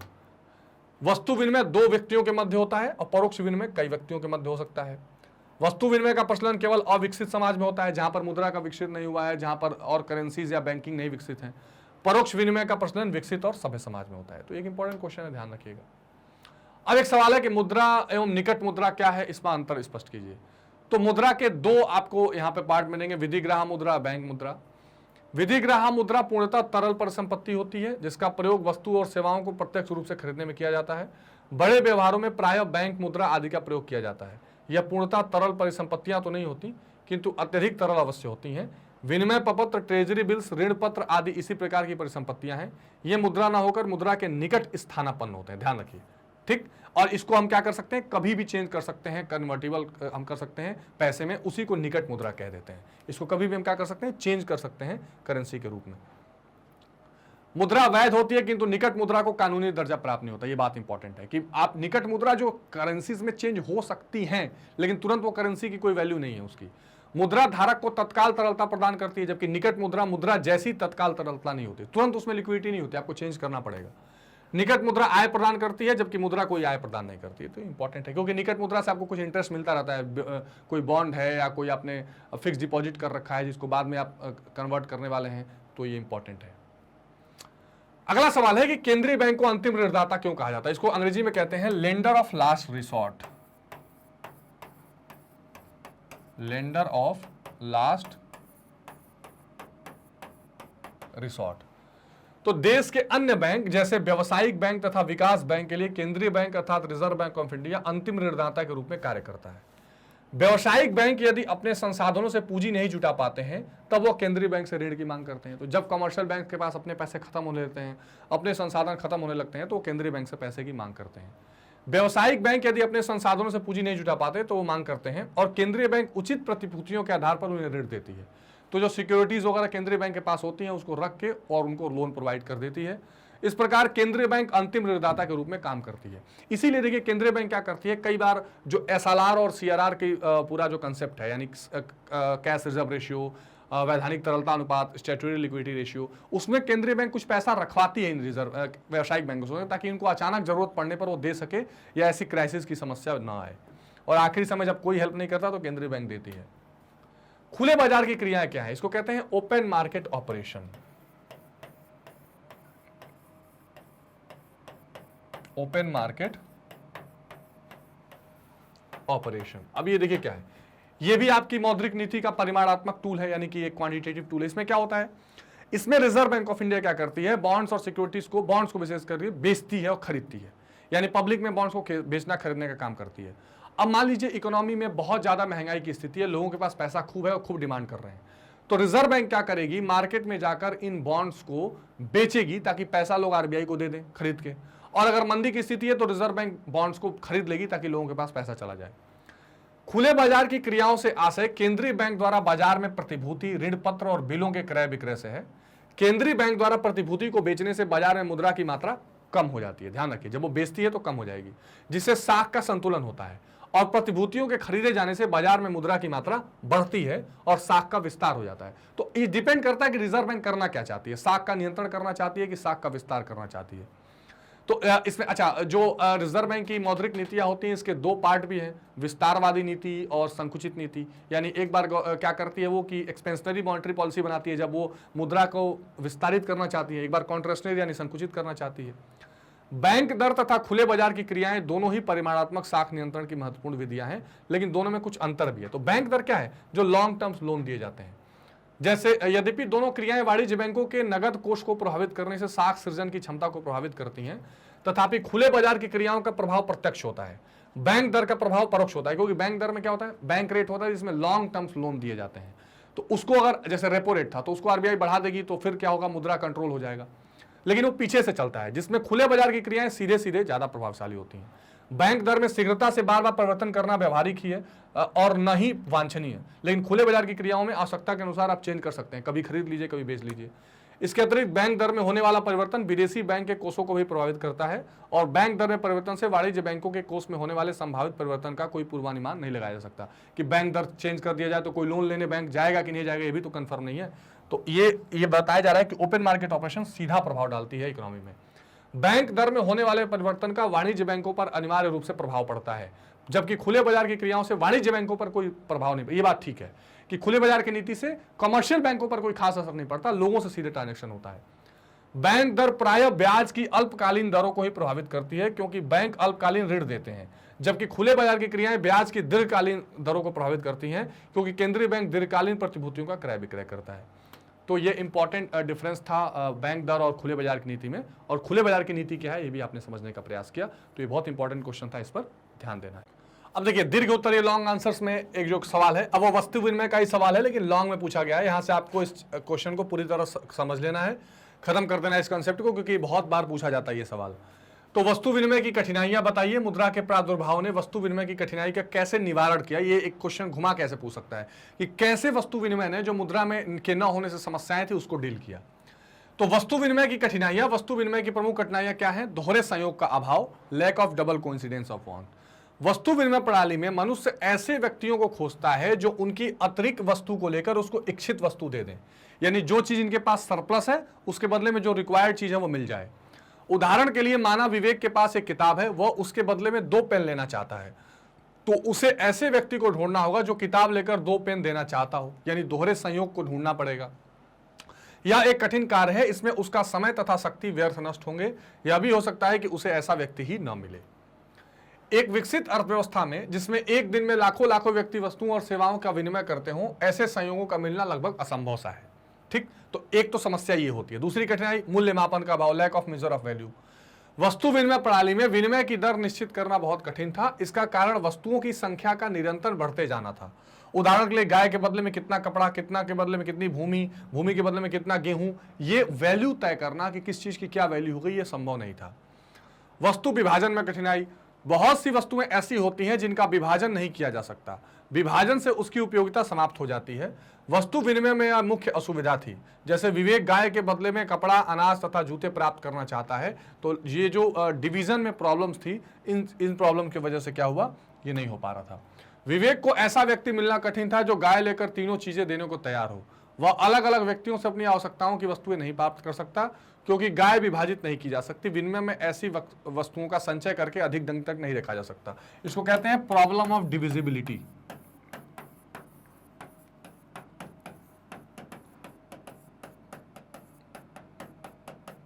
Problem of divisibility. मूल्य संचय का अभाव, इसको क्या कहते हैं, lack of store of value. तो अधिकांश वस्तुएं शीघ्र नष्ट हो जाती हैं। इसके क्या कारण है, कुछ वस्तुएं नाशवान होती हैं, कुछ वस्तुएं अधिक स्थान घेरती हैं, वस्तुओं के मूल्य में निरंतर परिवर्तन होता है और वस्तुओं में तरलता का अभाव पाया जाता है। तो ये जो 4 महत्वपूर्ण पॉइंट्स हैं, अगर अलग से भी क्वेश्चन पूछा जाए कि मूल्य संचय करना क्यों संभव नहीं था वस्तु विनिमय में, तो आप इसके 4 ये लॉजिक दे सकते हैं। और ये 4 लॉजिक बताते हैं कि स्टोर ऑफ वैल्यू करना बहुत एक बड़ा प्रॉब्लम था वस्तु विनिमय प्रणाली के अंतर्गत। स्थान परिवर्तन की कठिनाई, जैसे आज आप पैसों को क्या कर सकते हैं, कहीं से कहीं ले जा सकते हैं, ये समस्या थी। प्राचीन काल में परिवहन के साधनों के अभाव के कारण वस्तुओं के स्थानांतरण में बहुत अधिक कठिनाई होती थी। यदि व्यक्ति एक स्थान छोड़कर दूसरे स्थान पर जाना चाहता था तो उसके लिए अपनी संपत्ति को साथ ले जाना संभव नहीं था।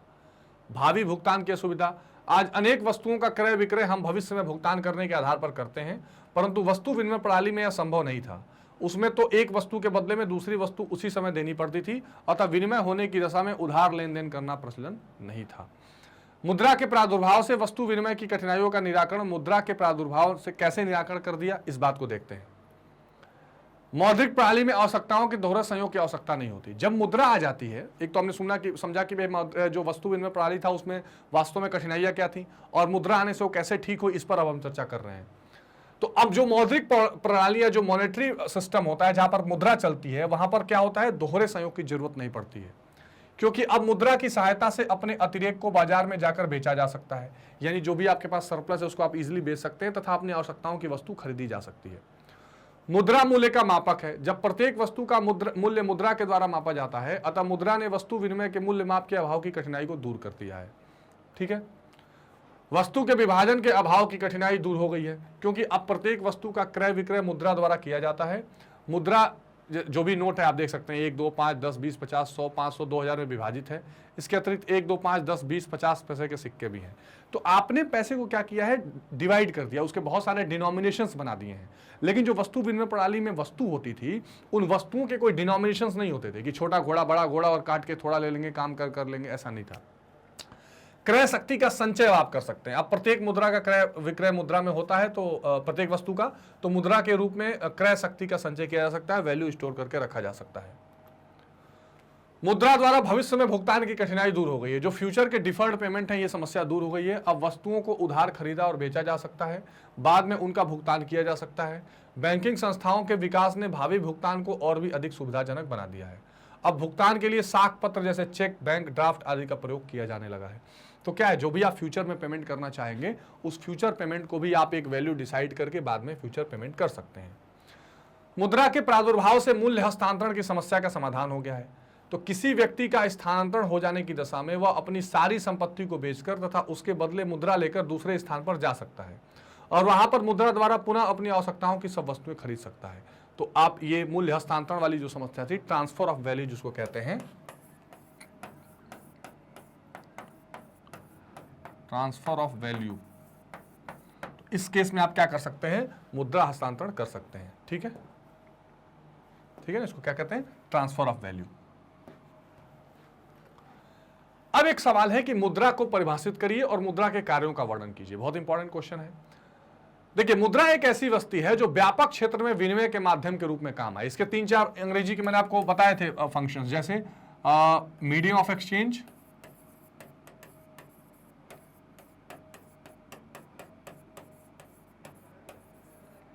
दूसरा स्टोर ऑफ वैल्यू,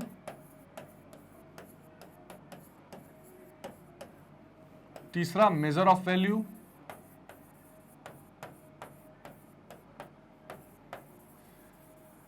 ठीक, वैल्यू फॉर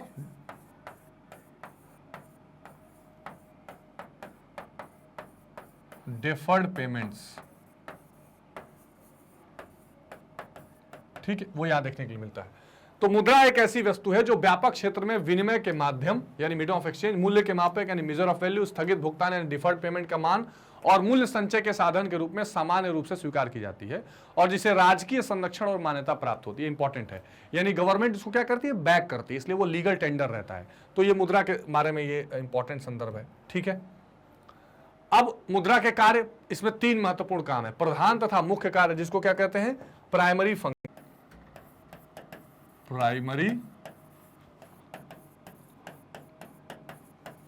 दूसरा क्या है, सहायक या गौण कार्य, जिसको क्या बोलते हैं, सेकेंडरी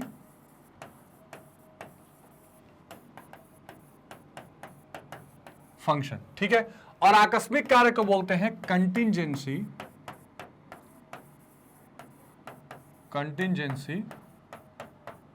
फंक्शन। तो ये 3 बहुत इंपॉर्टेंट कार्य हैं मुद्रा के, जिसके बारे में आपको बिल्कुल ध्यान रखना है, प्राइमरी फंक्शन, सेकेंडरी फंक्शन और कंटिंजेंसी फंक्शन। अब प्राइमरी काम क्या है, मुख्य रूप से जो 2 इसके कार्य हैं, यानी कि विनिमय का माध्यम बनना और मेजर ऑफ वैल्यू, सहायक और गौण कार्य और आकस्मिक कार्य, तीनों को डिटेल में देख सकते हैं। प्रधान कार्य वे कार्य हैं जिनकी मुद्रा हर प्रकार की अर्थव्यवस्था में अनिवार्य रूप से संपन्न करती है। यानी जो मुद्रा का सबसे मेन काम, सबसे कंपलसरी काम होता है, वो प्रधान कार्य में होता है। इन्हें मौलिक कार्य, आधारभूत कार्य या आवश्यक कार्य भी कहा जाता है। ये कार्य कौन कौन से हैं, विनिमय का माध्यम बनना। मुद्रा ने विनिमय के कार्य को सरल और सुविधापूर्वक बना दिया है। वर्तमान समय में ये सभी वस्तुएं तथा सेवाएं मुद्रा के माध्यम से ही खरीदी तथा बेची जाती हैं। विनिमय के माध्यम का कार्य मुद्रा आर्थिक विकास की प्रत्येक दशा में करती है। बेनहम के अनुसार एक व्यक्ति मुद्रा को इसलिए स्वीकार नहीं करता क्योंकि मुद्रा स्वयं में मूल्यवान होती है, बल्कि इसलिए स्वीकार करता है क्योंकि वह जानता है कि दूसरे लोग भी मुद्रा को स्वीकार करेंगे। बहुत इंपॉर्टेंट बात है। तो जो लीगल बैकिंग होती है ना, कोई मनी को इसलिए नहीं स्वीकार करता कि ठीक है मनी मिलेगी तो जो है हमारा काम कर चलेगा क्योंकि मुद्रा वैल्यूएबल, नहीं, क्योंकि लोग उसको स्वीकार करेंगे, क्योंकि वह जानता है कि दूसरे लोग उसे स्वीकार कर लेंगे और उसे मुद्रा के बदले में वस्तु और सेवाएं मिल जाएंगी जिनकी उन्हें आवश्यकता है। मुद्रा के इस कार्य से वस्तु विनिमय के दोहरे संयोग की असुविधा का समाधान हो गया, जो आज मुद्रा सर्वग्राह वस्तु है। मूल्य मापक, मुद्रा का दूसरा मौलिक कार्य अर्थव्यवस्था में उपलब्ध सभी वस्तुओं तथा सेवाओं का मूल्यांकन करना है। वर्तमान समय में सभी वस्तुएं एवं सेवाओं के मूल्य को मुद्रा द्वारा मापा जाता है। ठीक है, प्रोफेसर क्राउथर के अनुसार यह लेखे की इकाई के रूप में कार्य करती है। यह मूल्य के मापदंड अथवा सर्वमान्य मापक का, जिससे अन्य सभी वस्तुओं की तुलना की जा सकती है, कार्य करती है। कॉलबोर्न के अनुसार मुद्रा ने ही आर्थिक मूल्यों की माप को संभव बनाया है। यहाँ यह उल्लेखनीय है कि मुद्रा मूल्य का एक निश्चित मापक नहीं है। मुद्रा का मूल्य सदैव स्थिर नहीं रहता और इसमें भी सामयिक परिवर्तन होते हैं। तो जो मेजर ऑफ वैल्यू वाली बात है कि किस चीज की क्या वैल्यू होगी, इसको संभव मुद्रा ने बनाया है। सहायक या गौण कार्य की अगर बात करें तो मुद्रा के कुछ कार्य ऐसे हैं जो प्रधान कार्यों के सहायक हैं और जिन्हें मुद्रा आर्थिक जीवन में एक सीमा तक विकसित होने के उपरांत ही संपन्न करती है। जैसे स्थगित भुगतान का आधार। वर्तमान युग साख का युग है, मतलब क्रेडिट। ठीक है ना, अब सब चीजें क्रेडिट पे चलती हैं। आज बहुत से भुगतान तत्काल न करके भविष्य के लिए स्थगित कर दिए जाते हैं।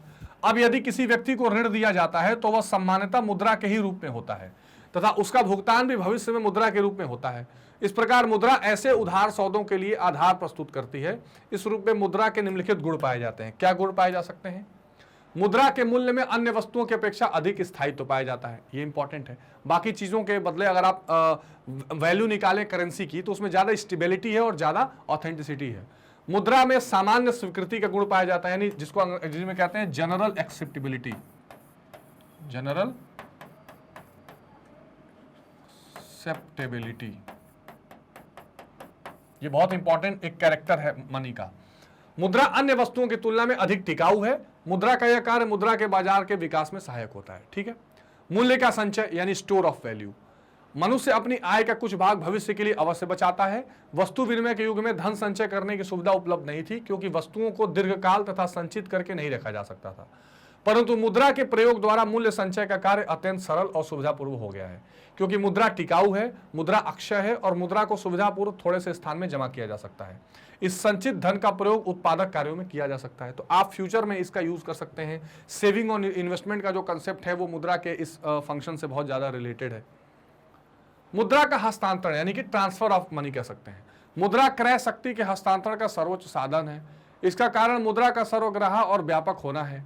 आज मुद्रा के द्वारा चल और अचल सभी प्रकार की संपत्ति का सरलता से हस्तांतरण हो जाता है। आकस्मिक कार्य यानी कंटिजेंसी वर्क। मुद्रा के आकस्मिक कार्यों से हमारा अभिप्राय उन कार्यों से है जिन्हें मुद्रा कुछ विशेष परिस्थितियों में ही संपन्न करती है। आर्थिक विकास के साथ साथ इन कार्यों का महत्व बढ़ता है जो निम्नलिखित है। सामाजिक आय का वितरण यानी सोशल इनकम का डिस्ट्रीब्यूशन। आज के युग में उत्पादन की प्रक्रिया अत्यंत जटिल और व्यापक हो गई है, जिसके लिए उत्पादन के विभिन्न साधनों का सहयोग प्राप्त किया जाता है। मुद्रा के द्वारा उत्पत्ति विभिन्न साधनों को पुरस्कार दिया जाता है। इस प्रकार मुद्रा सामाजिक आय के वितरण में महत्वपूर्ण भूमिका निभाती है, यानी सोशल जो इनकम है इसमें इंपॉर्टेंट रोल से प्ले करती है, क्योंकि मुद्रा का ही इस्तेमाल करके तरह तरह के कल्याणकारी योजनाएं, बजट का पूरा प्रावधान, सारी चीजें इस मुद्रा के वैल्यू से होती है। साख का आधार जिसको कहते हैं बेसिस ऑफ क्रेडिट, तो वर्तमान युग में साख का युग है और साख का आधार स्वयं मुद्रा है। व्यापारिक बैंक साख का निर्माण नगद कोष के आधार पर करते हैं। अब ये जो नगद कोष और साख, यहां एक इंपॉर्टेंट चीज मैं आपको समझाता हूं जिसका बार बार चर्चा हुआ है, साख निर्माण। साख निर्माण का मतलब क्या है? Credit creation. अब क्रेडिट क्रिएशन क्या होता है? देखिए, होता यह है कि जैसे मान लीजिए कि जो पहली बात तो ये व्यावसायिक बैंक करते हैं, उसको समझ लीजिए। अब इसमें क्या होता है, जैसे मान लीजिए कोई व्यक्ति 100 रुपए लेकर कहीं पहुंचा किसी बैंक में, ठीक है, लेट सपोज कि किसी ने क्या किया, 100 रुपए का प्राथमिक या प्राइमरी डिपॉजिट किया। अब क्या होता है कि इस 100 रुपए में से कुछ पैसा तो आरबीआई अपने पास रखवा लेती है या सीआरआर बैंकों के पास खुद रखना पड़ता है। मान लीजिए 90, उसके बाद मान लीजिए 90 रुपीज बैंकों के पास बचा। अब इस 90 रुपीज को वो लोन दे सकते हैं। अब क्या हुआ, कोई और पैसा मांगने आया और उसने 80 रुपीज का लोन मांगा, तो आरबीआई बैंक क्या करेगी, एक अकाउंट खोलेगी और उसमें 80 रुपीज जमा कर देगी उसके नाम से, और टोटल डिपॉजिट 90 और 80 कितना हो जाएगा, 170 रुपए का हो जाएगा। ठीक है, यानी जमा वास्तव में केवल 90 हुआ, लेकिन एक कोई लोन मांगने आया, उसका भी एक लोन अकाउंट खोल के उसमें भी 80 रुपीज जमा कर दिए गए। टोटल 170 का पैसा पूरी मार्केट में हो गया। फिर कोई 100 रुपए का लोन मांगने आ गया, उसके नाम से भी 100 रुपए इसमें से जमा कर दिए गए, क्योंकि ये सारा पैसा तो इकट्ठा निकालेगा नहीं। अब ये टोटल 270 हो गया। एक ही 90 से फिर कोई जमा कर रहा है, उसको भी ऐसे ही लोन दिया जा रहा है। एक ही पैसे से कई तरह के पैसे को क्रिएट करना, यानी पैसे का जो क्रेडिट को जो क्रिएट करना, ये काम व्यावसायिक बैंकों का होता है, ये मुद्रा से ही संभव है। ठीक है, तो इसको कहते हैं साख का निर्माण, क्रेडिट का क्रिएशन। इसको मैं अक्सर कहता हूं पैसे से पैसा बनाना, और ये व्यावसायिक बैंकों का बहुत इंपॉर्टेंट काम है। ठीक है, तो व्यापारिक बैंक साख का निर्माण नगद कोष के आधार पर करते हैं। बैंक साख पत्रों का प्रसार भी नगद मुद्रा के आधार पर करती है, इसलिए मुद्रा का इंपॉर्टेंस आपको बताया जा रहा है। अधिकतम संतुष्टि का आधार, प्रत्येक उपभोक्ता अधिकतम संतुष्टि प्राप्त करना चाहता है, जो उसे सम सीमांत उपयोगिता के नियम का पालन करके ही प्राप्त हो सकती है। इस नियम का पालन मुद्रा द्वारा ही संभव हुआ है। पूंजी को सामान्य रूप देना, मुद्रा सभी प्रकार की संपत्ति, धन, आय और पूंजी को सामान्य मूल्य प्रदान करती है, जिससे पूंजी की तरलता, गतिशीलता और उत्पादकता में वृद्धि हुई है। दूसरे शब्दों में, अब प्रत्येक प्रकार की संपत्ति को मुद्रा के रूप में व्यक्त किया जा सकता है। तो ये बहुत इंपॉर्टेंट पार्ट है। अन्य कार्य की अगर बात करें तो कुछ अन्य कार्य जैसे शोधन क्षमता की सूचक, क्लियरिंग जो उसकी कैपेसिटी है, उसका इंडेक्स। तो प्रोफेसर कैंट के अनुसार व्यक्ति अथवा संस्था के पास उपलब्ध तरल मुद्रा उसकी शोधन क्षमता की गारंटी होती है। दूसरे शब्दों में, जब किसी व्यक्ति के पास नगद मुद्रा होती है तो वह अपने ऋण का भुगतान करने की क्षमता रखता है। अतः मुद्रा किसी भी संस्था की शोधन क्षमता की क्या है, एक प्रत्याभूति है। निर्णय की वाहक, प्रोफेसर ग्राहम के अनुसार मुद्रा क्रय शक्ति है। जिसके पास भी मुद्रा के रूप में क्रय शक्ति संचित है, वो अपनी इच्छा के अनुसार उसका उपयोग कर सकता है। तो ये इसके अन्य कार्यों के रूप में देखा जाता है। पूंजी को तरलता प्रदान करना, जो कैपिटल है उसको लिक्विडिटी देना। जैसे मान लीजिए कि आपके पास 1 करोड़ रुपए की कोई संपत्ति है, लेकिन आप 1 करोड़ रुपए की संपत्ति को तुरंत लिक्विडिफाई करके और तुरंत उससे अपना काम नहीं कर सकते। लेकिन अगर उसको आप 1 करोड़ की जमीन बेच के पैसा करेंसी के रूप में रख दें तो आप कहीं भी इस्तेमाल कर लेंगे। तो प्रोफेसर किन्स के अनुसार मुद्रा पूंजी को, अतः मुद्रा के स्थैतिक एवं प्रायोगिक कार्य, पाल एंजिस ने मुद्रा के कार्यों को 2 भागों में बांटा है, स्थैतिक कार्य और प्रायोगिक कार्य। तो अब ये जो पूंजी को तरलता प्रदान कर रही है, इससे इसके दो कार्य आ रहे हैं, एक स्थैतिक और एक प्रावैगिक। स्थैतिक कार्य, मुद्रा के स्थैतिक कार्य वे कार्य हैं जो अर्थव्यवस्था का संचालन तो करते हैं और उनमें गति उत्पन्न नहीं करते। ये कार्य हैं विनिमय का माध्यम। जैसे मान लीजिए कि कुछ ऐसे ट्रांजेक्शंस होते हैं जो इकोनॉमी में हो रहे हैं, पर उससे ऐसा नहीं हो रहा है कि बहुत ज्यादा इकोनॉमिक डेवलपमेंट हो रहा है। मान लीजिए 100 रुपए मेरे पास है, अब आपके पास चला गया, फिर इनके पास चला गया, फिर इनके पास चला गया। तो जो मुद्रा का ये कार्य है कि वो विनिमय का माध्यम है, ये इसका स्थैतिक कार्य है। मूल्य का मापन, कोई चीज कितने की होगी, ये जो मापन है ये एक स्थैतिक कार्य है। मूल्य का संचय, मूल्य का हस्तांतरण, स्थगित भुगतान, ये सारी चीजें स्थैतिक कार्य है। ठीक, इन कार्यों से अर्थव्यवस्था में कोई वेग उत्पन्न नहीं होता, इसलिए स्थैतिक कार्य कहलाते हैं। फिर भी ये कार्य महत्वपूर्ण है क्योंकि इन कार्यों को करते हुए मुद्रा आर्थिक प्रणाली के नियमन में सहायता प्रदान करती है। देखिए पूरा डिटेल आप मुद्रा के बारे में यहां पर देख लीजिए इस क्वेश्चन से। ये कार्य निष्क्रिय कार्य अथवा तकनीकी कार्य भी कहलाते हैं। प्रावैगिक कार्य क्या है? ये कार्य आर्थिक गतिविधियों को सक्रिय रूप से प्रभावित करते हैं। मुद्रा के प्रावैगिक कार्य अर्थव्यवस्था में आय स्तर, आय वितरण, रोजगार स्तर, कीमत स्तर आदि को प्रभावित करते हैं। महत्वपूर्ण है। मुद्रा की मात्रा सामान्य कीमत पर स्तर को प्रभावित करती है। जब अर्थव्यवस्था में मुद्रा की पूर्ति अधिक हो जाती है तो स्फीतिक दशाएं उत्पन्न हो जाती हैं। जब मुद्रा की पूर्ति मांग से कम हो जाती है तो अविस्फीतिक दशाएं उत्पन्न होती हैं। यानी कब जो है ज्यादा महंगाई है, कब मंदी है, इस इंपॉर्टेंट है। मुद्रा आय, उत्पादन और रोजगार के स्तर को प्रभावित करती है। जब मुद्रा की पूर्ति अधिक हो जाती है तो ब्याज दर में कमी होती है, जिससे निवेश बढ़ता है और आय, उत्पादन और रोजगार में वृद्धि होती है। तो ये मुद्रा के प्रावैगिक कार्यों के बारे में आप पढ़ रहे हैं। इसके विपरीत जब मुद्रा की पूर्ति कम होती है तो ब्याज दर में वृद्धि होती है। मुद्रा की पूर्ति का कम होने का मतलब क्या है कि मुद्रा है नहीं, उसकी डिमांड ज्यादा की जा रही है। ऐसी स्थिति में क्या होगा, लोग ज्यादा से ज्यादा क्या करेंगे, लोन मांगेंगे तो रेट ऑफ इंटरेस्ट हाई होगा, जिससे निवेश का स्तर गिरता है और परिणाम स्वरूप आय, उत्पादन, रोजगार में कमी होती है। तो ये रिलेशंस आप ध्यान रखेंगे, बहुत महत्वपूर्ण है। जैसे यहां आप देखिए कि मुद्रा आय, उत्पादन और रोजगार के स्तर को प्रभावित करती है जब मुद्रा की पूर्ति अधिक होगी। जब मान लीजिए कि मनी सप्लाई इकोनॉमी में ज्यादा होगी तो ब्याज दर में कमी आएगी, क्योंकि जब ऑलरेडी लोगों के पास पैसा होगा तो आप लोन की मांग करेंगे ही नहीं, तो ब्याज की दर अपने आप नीचे आ जाएगी और इससे फिर निवेश बढ़ेगा और आय, उत्पादन, रोजगार में वृद्धि होगी। आपको पता है कि जो इन्वेस्टमेंट मल्टीप्लायर है उसमें क्या देखते हैं आप कि जितना रेट ऑफ इंटरेस्ट जो है, और अगर आप रिलेशन देखें तो रेट ऑफ इंटरेस्ट और निवेश में उल्टा रेट होता है। जितना ब्याज का दर ज्यादा होगा उतना लोग पैसा कम मांगेंगे और निवेश कम होगा, आय और रोजगार उतना कम होगा। लेकिन अगर ब्याज की दर कम है तो निवेश ज्यादा होगा, फिर आय और रोजगार भी उससे ज्यादा बढ़ेगी। और जब मुद्रा पूर्ति कम होगी तो ब्याज दर बढ़ेगी तो निवेश कम होगा। तो मुद्रा श्रम विभाजन और विशिष्टीकरण को प्रभावित करती है, जिसको क्या बोलते हैं हम, लेबर डिवीजन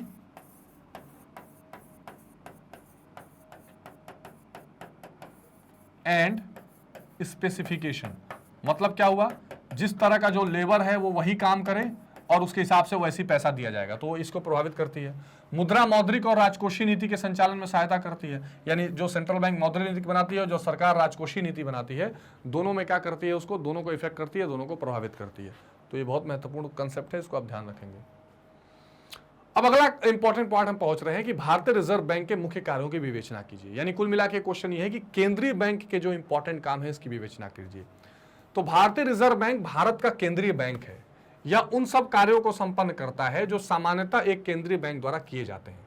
भारतीय रिजर्व बैंक के दो प्रकार के कार्य संपन्न करता है, पहला केंद्रीय बैंक संबंधी कार्य और साधारण बैंकिंग संबंधी कार्य। अब क्या है समझते हैं इसको। केंद्रीय बैंक संबंधी कार्य, पत्र मुद्रा का निर्गमन करना, यानी सबसे पहला काम है इशू ऑफ करेंसी। हमारे देश में पत्र मुद्रा का निर्गमन करने का अधिकार केवल रिजर्व बैंक को प्राप्त है। 1 रुपए के नोट को छोड़कर यह बैंक अन्य समस्त नोटों का निर्गमन करता है। नोट निर्गमन के पीछे क्या करना पड़ता है, विदेशी प्रतिभूतियों कोष में रखना अनिवार्य है। ठीक, आपातकालीन स्थिति में विदेशी प्रतिभूतियों की मात्रा में राष्ट्रपति कमी कर सकते हैं। दूसरा, सरकार के बैंकर के रूप में काम करना, इसकी चर्चा हमने शॉर्ट में भी की थी। तो सरकारी बैंकर में रिजर्व बैंक निम्नलिखित कार्य संपन्न करता है। भारत सरकार तथा राज्य सरकार की ओर से धन प्राप्त करना, भारत सरकार तथा राज्य सरकार की ओर से जनता से ऋण प्राप्त करना, सरकारी कोष का स्थानांतरण करना, भारत सरकार और राज्य सरकार के लिए विदेशी विनिमय का प्रबंध करना इंपॉर्टेंट है, भारत सरकार और राज्य सरकार को आर्थिक सलाह देना। ठीक है, तो एक तो ये कार्य है। बैंकों के बैंक के रूप में काम करना, तो बैंकों के बैंक के रूप में रिजर्व बैंक व्यापारिक बैंकों का अंतिम ऋणदाता है और रिजर्व बैंक बैंकों की साख नीति पर नियंत्रण रखता है, क्रेडिट नीति पर कंट्रोल करता है, यानी उनकी क्रेडिट कंट्रोल करना। 1949 के बैंकिंग नियमन अधिनियम के अंतर्गत रिजर्व बैंक को व्यापक अधिकार प्राप्त है, जैसे अनुसूचित बैंक का निरीक्षण करना, है ना, यानी कि जो पूरा एक तरह से कहता है ना कंट्रोल ऑफ द, जिसको कहना कंट्रोल। ये क्या है, ये बैंकों का एक तो ये बैंकर्स बैंक दूसरा controller and regulator of bank, नियामक और नियंत्रक। ठीक है, ये बैंकों का नियामक भी है, नियंत्रक है, जिससे वो साहब निरीक्षण करता है। नई बैंक की स्थापना होगी तो उसका लाइसेंस वो देगा, कोई नई गाइडलाइन जारी कर सकता है, किसी तरह का फाइन लगाना होगा तो लगा सकता है। आपने आजकल सुना होगा पीसीए, प्रॉम्प्ट करेक्टिव एक्शंस। तो इसमें क्या होते हैं, जो भी बैंक जो डूब रहे होते हैं, गलत तरीके से लोन दिए होते हैं, उनके ऊपर ये चार्जेस लगाए जाते हैं और उनका पूरा कार्रवाई की जाती है। विनिमय दर को स्थिर रखना, इसकी चर्चा भी हमने की थी कि कैसे रेट ऑफ एक्सचेंज को कंट्रोल किया जाएगा। साख नियंत्रण करना, अब इसको थोड़ा सा डिटेल में समझ लेना जरूरी है। यहां पर क्रेडिट कंट्रोल, तो क्रेडिट कंट्रोल करने के लिए, इसीलिए क्वेश्चन में डाला गया आपको यहां पे, क्रेडिट कंट्रोल करने के लिए, ठीक है,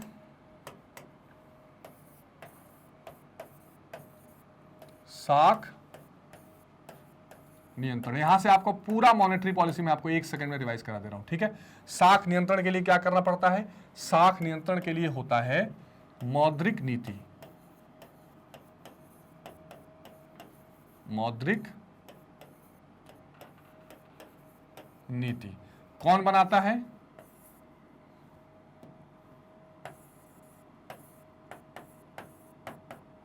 केंद्रीय बैंक। हालांकि अब ये एक समिति बनाती है जिसको कहते हैं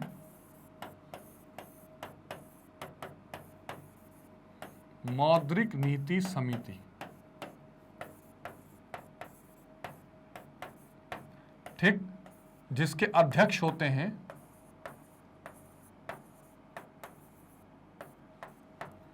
आरबीआई गवर्नर।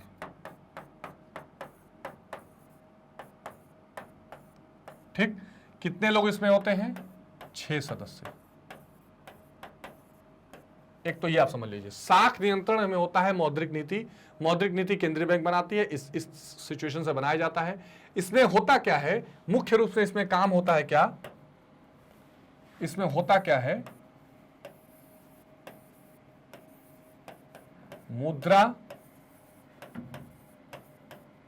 पूर्ति को नियंत्रित करना।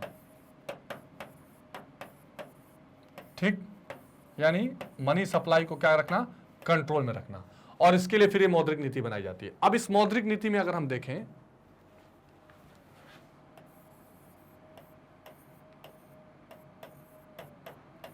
ये जो मौद्रिक नीति है, ठीक है, इसके 2 भाग होते हैं।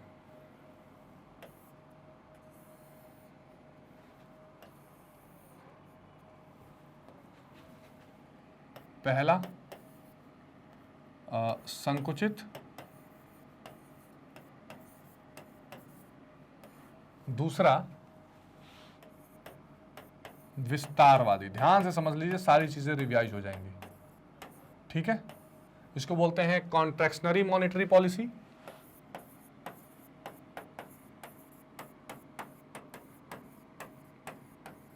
और इसको बोलते हैं एक्सपेंशनरी मॉनेटरी पॉलिसी।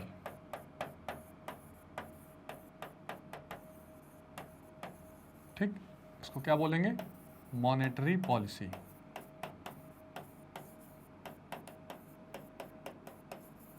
चलिए, अब संकुचित में क्या होता है, जब मुद्रा, देखिए हमने अभी क्या देखा कि मुद्रा पूर्ति को यहां पर नियंत्रित करना रहेगा।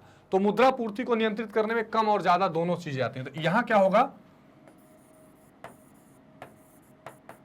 मुद्रा पूर्ति लक्ष्य क्या होगा, कम करना। ठीक, इसका लक्ष्य क्या होगा, मुद्रा पूर्ति को कम करना। क्यों, क्योंकि मुद्रा पूर्ति बहुत बढ़ गई होगी, लोगों के पास पैसा बहुत ज्यादा होगा, डिमांड बहुत होगी, रेट ऑफ इंटरेस्ट भी बढ़ जाएगा। यहां लक्ष्य क्या होगा,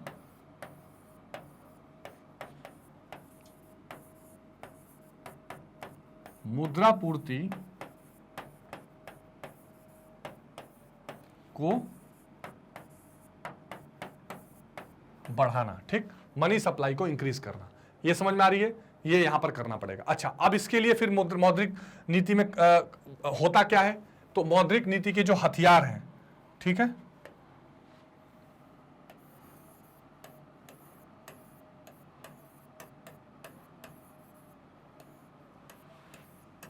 इसको मैं शॉर्ट में रिवीजन आपको करा दूंगा। मौद्रिक नीति के हथियार,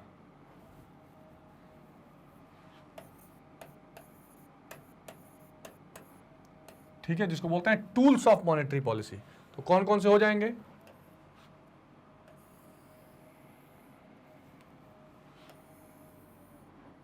इसमें आपको दो तरह के मिलेंगे।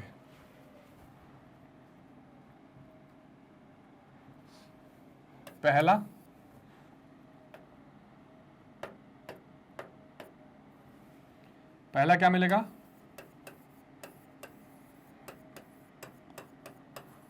परिमाणात्मक, जिसको कहते हैं क्वांटिटेटिव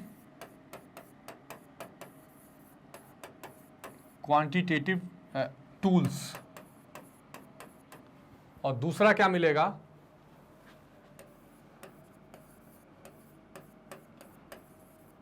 गुणात्मक, यानी क्वालिटेटिव टूल्स। ठीक, कोई समस्या? अब देखिए, परिमाणात्मक जो मौद्रिक नीति के हथियार हैं, इसमें कोई ना कोई संख्या में परिवर्तन किया जाता है। गुणात्मक में केवल पॉलिसी इनिशिएटिव रहता है। तो जैसे इसमें आ जाएगा पहला CRR, ठीक, इसके अलावा SLR मान लीजिए, इन दोनों को मिला के कहते हैं LRR। क्या है अभी समझ लेते हैं। फिर दूसरा आ जाएगा इसमें रेपो दर और बैंक दर। अलग अलग है पर मैं एक साथ ले लेता हूं, चलिए, जो एक जैसे हैं। फिर इसमें आ जाएगा रिवर्स रेपो दर। इसको आप अलग अलग भी लग सकते हैं, मैं समझाने के लिए एक साथ ले रहा हूं। रिवर्स रेपो दर। चौथा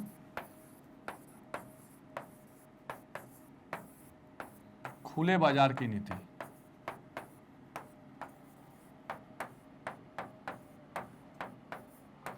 जिसको कहते हैं OMO। क्या है अभी देखते हैं। ठीक, अब आ जाइए गुणात्मक में। तो यहां पर क्या हो जाता है? एक होता है इसमें मार्जिन आवश्यकता या मार्जिन रिक्वायरमेंट। ठीक है,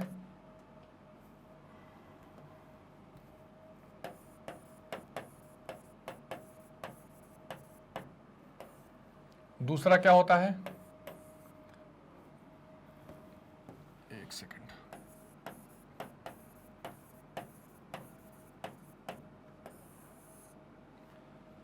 साख राशनिंग, जिसको कहते हैं क्रेडिट रैशनिंग। ठीक है, तीसरा क्या होता है? नैतिक दबाव, मोरल सुएशंस। ठीक, इस तरह से। अब ये मैंने आपको पूरा का पूरा मौद्रिक नीति एक खाका तैयार कर दिया, जिससे आप समझ सकते हैं कि कैसे क्रेडिट कंट्रोल किया जाता है। ये सबसे इंपॉर्टेंट पार्ट इस पूरी की पूरी कंसेप्ट में, पूरे के पूरे वीडियो में है, जिसको आपको समझना पड़ेगा। पूरे के पूरे टॉपिक में है कि कैसे साख का नियंत्रण किया जाता है। अब समझते हैं कि ये सारे टूल कैसे काम करते हैं। तो जैसे CRR क्या है? CRR को बोलते हैं नगद कोष अनुपात, यानी जितना पैसा बैंकों के पास आता है उसका कुछ हिस्सा उनको ले जाकर कहां रखना पड़ता है? RBI के पास। ठीक है। SLR होता है कि जितना पैसा बैंकों के पास आता है उसका कुछ हिस्सा अपने पास रखना पड़ता है। अब मौद्रिक नीति में दोनों स्थितियों में क्या करेगा?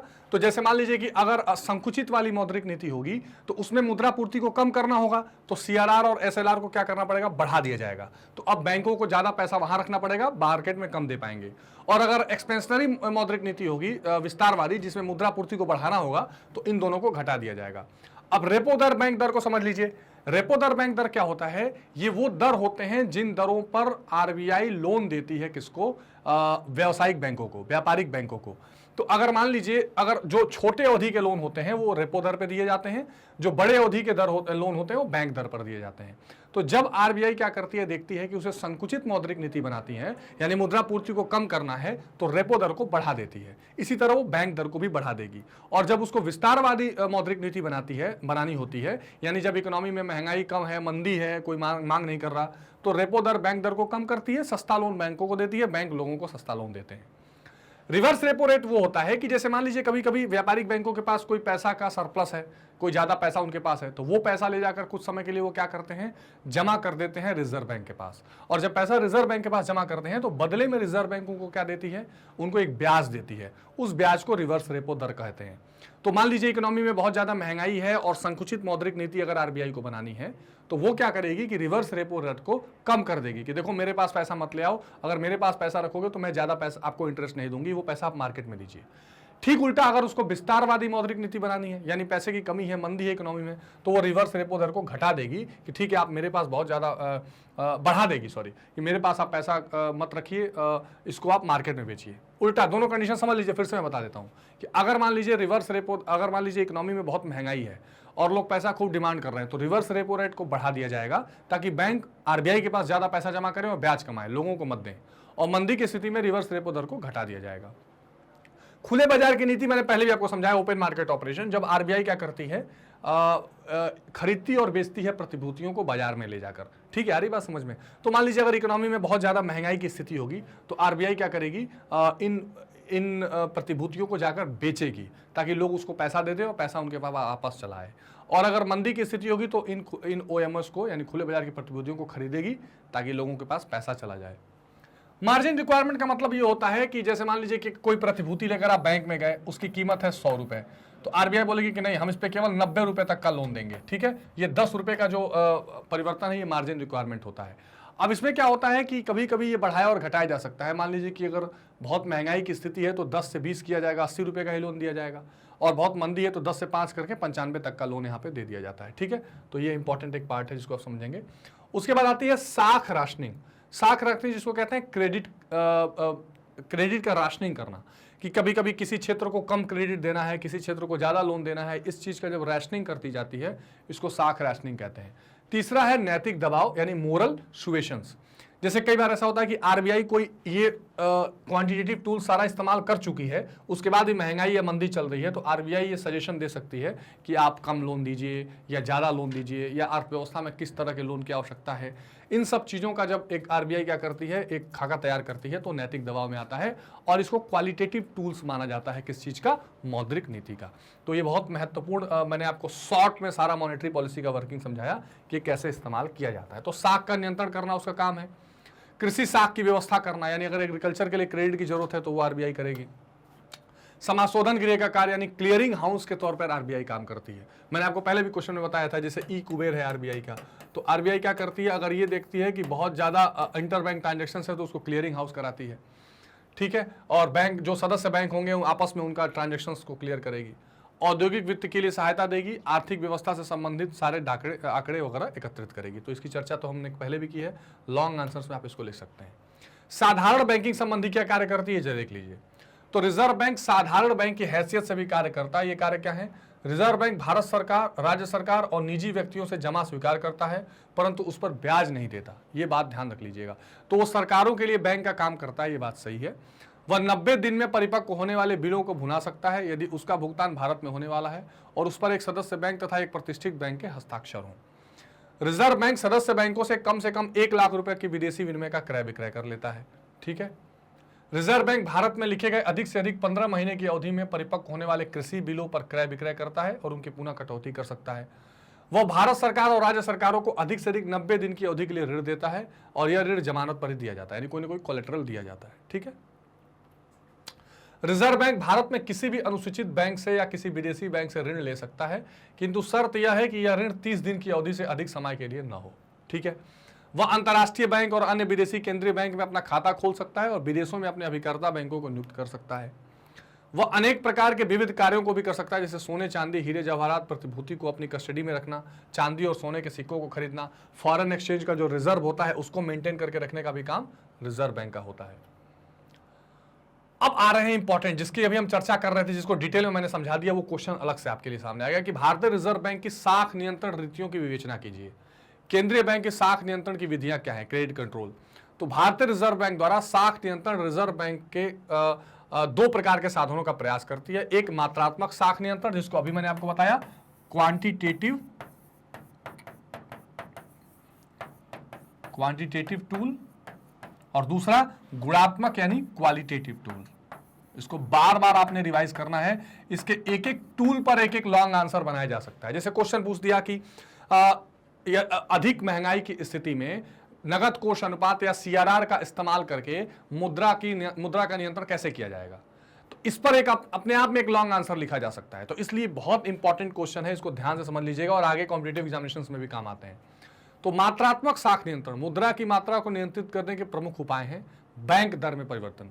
तो बैंक दर मैंने आपको बताया क्या है, जब आरबीआई व्यावसायिक बैंकों को लंबी अवधि के कर प्रदान करती है तो जिस दर पर वो कर प्रदान किए जाते हैं वो बैंक दर कहलाते हैं। तो बैंक दर वह दर है जिस पर केंद्रीय बैंक व्यापारिक बैंकों को प्रथम श्रेणी की प्रतिभूतियों पर ऋण सुविधाएं प्रदान करता है। सामान्यतः जब देश में मुद्रा प्रसार की स्थिति होती है तो बैंक दर में वृद्धि की जाती है। मुद्रा प्रसार की स्थिति मतलब हाई मनी सप्लाई, ठीक है ना। अब देखिए हर ये जितनी चीजें हैं ना, इनका सबका एक साथ आप लेकर चलिए, ठीक है। जितनी ये टूल्स हैं इनको एक साथ अगर आप लेके चलेंगे तो दो, जैसे बैंक दर है तो दो स्थितियां होंगी,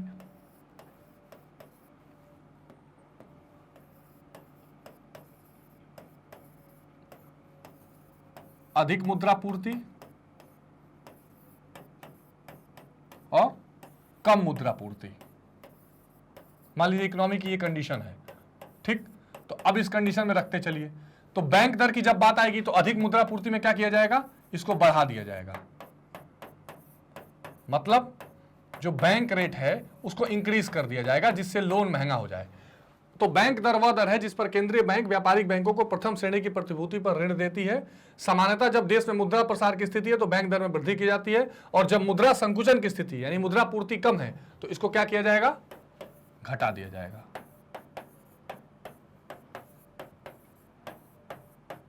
ठीक, तो बैंक दर के लिए ये चीज लागू हो जाती है, इस चीज को आप समझिए। तो बैंक रेट इसका एक क्वालिटेटिव टूल्स है, ठीक। इसके बाद चलें आगे। अब खुले बाजार की क्रियाओं में क्या होगा, तो अब अगर मान लीजिए खुले बाजार की क्रियाओं में दो सिचुएशंस आपको देखने के लिए मिल सकती है। वो मान लीजिए कि मुद्रा पूर्ति अधिक है या मुद्रा पूर्ति कम है, तो क्या किया जाएगा, ध्यान से समझिए।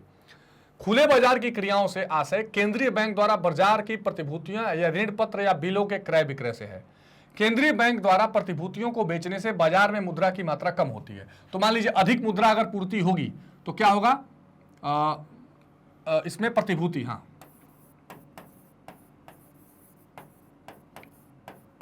प्रतिभूतियों का विक्रय, ठीक।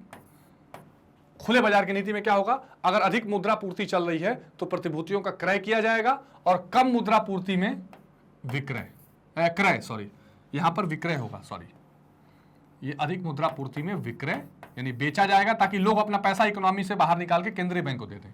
और यहां क्या किया जाएगा, अगर मुद्रा की पूर्ति कम होगी तो यहां पर क्रय किया जाएगा, खरीदा जाएगा। वापस आरबीआई क्या करेगी, उसको खरीदना शुरू कर देगी ताकि लोगों का पैसा आरबीआई के पास चला जाए, ठीक है। तो ये आपको समझ में आ गया ओपन मार्केट ऑपरेशन या खुले बाजार की नीति में क्या किया जाएगा। तो केंद्रीय बैंक द्वारा प्रतिभूतियों को बेचने से बाजार में मुद्रा की मात्रा कम हो जाती है जिससे साख का संतुलन होता है, और प्रतिभूतियों को खरीदने से बाजार में मुद्रा की मात्रा बढ़ती है और साख का विस्तार हो जाता है। तो दो सिचुएशन आपने देख ली। नगद कोष के अनुपात में परिवर्तन, तो यहां भी दो सिचुएशन ले लीजिए, अधिक मुद्रा पूर्ति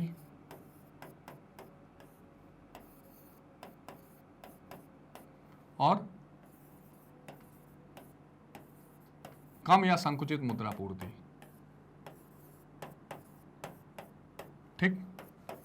अब दोनों सिचुएशन में क्या होगा, देखिए नगद कोष अनुपात क्या है। नगद कोष अनुपात का मतलब ये होता है कि जैसे मान लीजिए कि अगर बैंकों के पास 100 रुपया आया और आरबीआई बोलती है कि इसमें से कम 4 रुपया 5 रुपया मेरे पास आप नगद के रूप में रखिए, किसके पास, आरबीआई के पास ले जाकर रखना पड़ता है। ये सिचुएशन कहला, इसको हम कहते हैं क्या, नगद कोष अनुपात, जितना वहां रखना पड़ता है, ठीक है।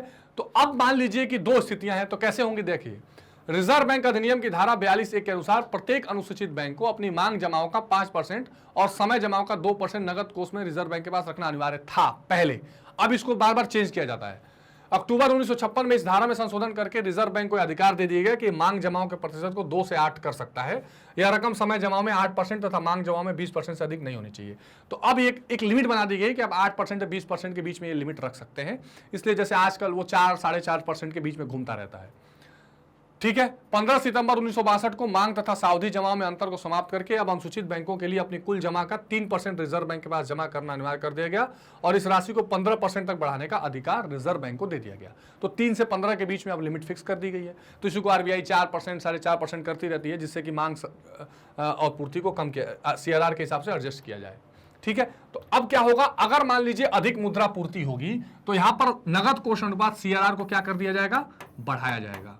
तो ज्यादा पैसा उनको आरबीआई के पास रखना पड़ेगा और मार्केट से पैसा निकल जाएगा। ठीक। और अगर मान लीजिए कि कम मुद्रा पूर्ति है इकोनॉमी में, तो CRR को क्या कर दिया जाएगा, CRR घटाया जाएगा। और अगर आप इसको डिफाइन करना चाहे CRR को, तो कुल जमा का वह प्रतिशत जो व्यावसायिक बैंकों को रिजर्व बैंक के पास रखना पड़ता है उसको हम CRR या नगद कोष अनुपात कहते हैं। ठीक है। तो आई होप कि आपको कंसेप्ट समझ में आ गया होगा। ठीक है। अब CRR के बाद चलते हैं कहां, SLR पर, वैधानिक तरलता अनुपात। इसमें क्या है, धारा 24 के अंतर्गत यह व्यवस्था की गई है कि भारत में कार्य करने वाले बैंक को अपनी कुल जमा का कम से कम 25% भाग तरल कोष अनुपात स्वर्ण या अनुमोदित प्रतिभूति के रूप में अनिवार्य है, लेकिन इनको भारतीय रिजर्व बैंक अब चेंज कर सकती है। ये ध्यान रखिए। तो जैसे आजकल 23% के आसपास ये है, 21 से 23 के बीच में घूमता रहता है। इसमें क्या होता है कि जैसे मान लीजिए कि टोटल 100 रुपया बैंकों के पास आया, तो इसमें से कुछ पैसा बैंकों को अपने पास रखना पड़ेगा। वहां CRR में क्या था, आरबीआई के पास, बैंकों को स्वयं के पास, स्वयं के पास।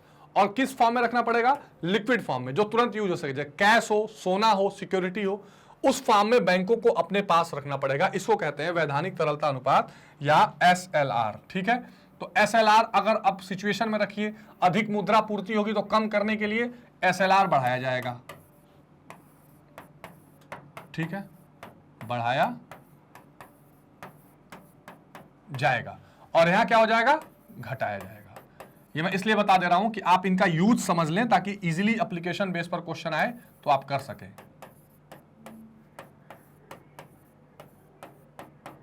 ठीक है। तो इस बात का आपको ध्यान रखना है, बहुत इजीली आप समझ सकते हैं। ठीक है।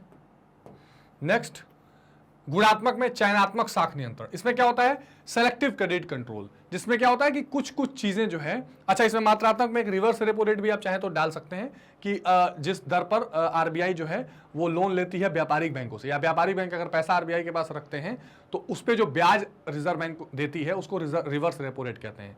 तो अगर अधिक मुद्रा पूर्ति होगी तो रिवर्स रेपो रेट को बढ़ाया जाएगा, कम मुद्रा पूर्ति में रिवर्स रेपो रेट को घटा दिया जाएगा। अब क्वालिटेटिव में चयनात्मक साख नियंत्रण, जब रिजर्व बैंक यह अनुभव करता है कि अर्थव्यवस्था के कुछ क्षेत्रों में उदार साख नीति की आवश्यकता है तो बैंक चयनात्मक साख नियंत्रण की व्यवस्था को अपनाता है। इस व्यवस्था के अंतर्गत रिजर्व बैंक सार्वजनिक हित में किसी एक बैंक अथवा संपूर्ण बैंकों को ऋण संबंधित 3 तरह के निर्देश देता है: मूल्यांतर निश्चित करने से संबंधित निर्देश, ऋण देने पर प्रतिबंध लगाना, पूर्वानुमति से ऋण लेना। मतलब क्या होता है कि किसी सेक्टर को सेलेक्ट करके वहां ऋण को कंट्रोल किया जाता है कि यहां आपको ज्यादा ऋण नहीं देना है या सोच समझ के पूछ के ऋण देना है। तो यहां पर कोई मात्रा नहीं खत्म किया जा रहा है, ये पॉलिसी के हिसाब से गुणात्मक परिवर्तन है। चयनात्मक साख नियंत्रण की नीति को अपनाते हुए 2 उद्देश्य हैं। अच्छा, इसको कहते हैं सेलेक्टिव क्रेडिट कंट्रोल, ध्यान रखिएगा, बहुत महत्वपूर्ण है। सेलेक्टिव, एक तरह से पूरा मैंने आपको टॉपिक इसमें रिवाइज करा दिया ताकि आप इजीली एग्जामिनेशंस में इन इंपॉर्टेंट क्वेश्चंस के थ्रू समझ सकें। ठीक है। तो इस सेलेक्टिव क्रेडिट कंट्रोल इसको कहते हैं। अब इसमें क्या विशेषताएं 2 रहती हैं। आवश्यक वस्तुओं को सट्टे तथा जमाखोरी के लिए साख की सुविधा पर रोक लगाना, ये इंपॉर्टेंट है। मान लीजिए कि ऐसी कोई वस्तुएं हैं जिनके लिए लोग लोन लेकर और उसको जमाखोरी कर रहे हैं, तो आरबीआई को लगेगा ये गलत है, तो उस एरिया को लोन से रोक दिया जाएगा। इन वस्तुओं की कीमतों को अनुचित रूप से बढ़ने से रोकना, तो ये करने के लिए सेलेक्टिव साख नियंत्रण होता है। प्राधिकरण की योजना 1965 से प्रारंभ, इस योजना के अंतर्गत 1 नवंबर 75 से यह व्यवस्था की गई कि किसी एक व्यक्ति या संस्था को 2 करोड़ या इससे अधिक राशि का लोन नहीं दिया जाएगा। यानी कोटा या लिमिट लगाना, यह भी एक सेलेक्टिव क्रेडिट कंट्रोल का उदाहरण है। नैतिक प्रभाव, यानी नैतिक, जैसे मैंने बताया था मोरल सुएशन, नैतिक रूप से समझाने का प्रयास किया जाता है। तो सामान्यतः चयनात्मक साख नियंत्रण के साथ साथ रिजर्व बैंक नैतिक प्रभाव और प्रचार का प्रभावपूर्वक उपयोग कर सकता है। सामान्यतः व्यापारिक बैंक उसकी सलाह तथा निर्देश की उपेक्षा नहीं कर सकते, क्योंकि वे जानते हैं कि उसकी सलाह ना मानने पर उन्हें हानि हो सकती है। इसलिए मोरली हो सकता है रिजर्व बैंक व्यापारिक बैंकों को समझाए कि देखो आप ये काम मत करो, ऐसे करो, इनको लोन दो, इस हिसाब से लोन दो, इतने व्यवस्था के साथ दो। प्रत्यक्ष कार्रवाई, डायरेक्ट एक्शन भी ले सकता है। तो रिजर्व बैंक को यह अधिकार प्राप्त है कि यदि कोई बैंक उसके आदेश का पालन न करे अथवा उसकी नीतियों के विरुद्ध आचरण करे तो उसका लाइसेंस रद्द कर सकती है। आरबीआई के पास ये पावर होता है, तो इससे भी आरबीआई मॉनेटरी कंट्रोल करती है। तो ये वो महत्वपूर्ण सवाल थे इस पूरे चैप्टर से जो आपको जानने जरूरी थे, यानी कि पूरा मनी एंड बैंकिंग को हमने इंपॉर्टेंट क्वेश्चंस के थ्रू कवर किया। इसके एमसीक्यूज देखे, पूरा साख नियंत्रण क्या है, साख इसके अलावा क्रेडिट क्रिएशन क्या है, साख निर्माण क्या है, मुद्रा पूर्ति, सारी चीजें हमने डिटेल में देखी हैं। एक बात का आपको विशेष ध्यान रखना है कि अगर इन क्वेश्चंस में कोई डाउट या कंफ्यूजन हो तो आप कमेंट सेक्शन में जरूर बताइए। मैंने आपसे 2 सवाल भी पूछे थे, आरबीआई का मुख्यालय कहाँ है, तो आरबीआई का मुख्यालय बताइए, आरबीआई के गवर्नर का नाम बताइए, कमेंट सेक्शन में जरूर बताइएगा। किसी क्वेश्चन में कोई कंफ्यूजन है और डाउट है तो बताइएगा, और कैसा लगा आपको पूरा सेशन इसकी चर्चा भी जरूर करिएगा। एक बात का और ध्यान रखना है कि मैग्नेट ब्रेन्स की अपनी वेबसाइट है magnetbrains.com।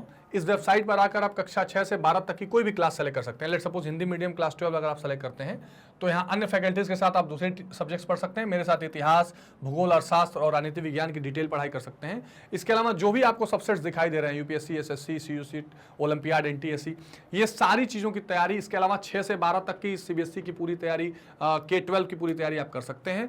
सारे सब्जेक्ट्स का यहाँ पे आपको पूरा कंप्लीट चैप्टर रिवीजन, हर चैप्टर के छोटे छोटे टॉपिक वाइज वीडियोस, इसके अलावा आपको MCQs, NCERT solutions, most important questions, sample paper, सारी की सारी चीजें जो आपके परीक्षा के लिए महत्वपूर्ण है वो फ्री ऑफ कॉस्ट प्रोवाइड की जा रही हैं। यानी आपको किसी तरह के पेड सब्सक्रिप्शन की जरूरत नहीं है, क्योंकि कक्षा 6 से 12 तक की सारी स्कूल शिक्षा यहाँ पर 100% मुफ्त है, मैग्नेट ब्रेन्स हिंदी पर और उसकी वेबसाइट पर भी। तो आपको बस इतना करना है कि लाइक, शेयर और सब्सक्राइब करते रहना है। इस वीडियो को भी लाइक करिए, शेयर करिए, सब्सक्राइब करिए, ताकि ज़्यादा से ज़्यादा वीडियोस हम आप तक लेकर आते रहें और आपकी पढ़ाई को और आसान बनाते रहें। तो मिलते हैं स्टूडेंट्स अगले सेशन में, तब तक अपना बहुत ध्यान रखिए। Take care, bye bye.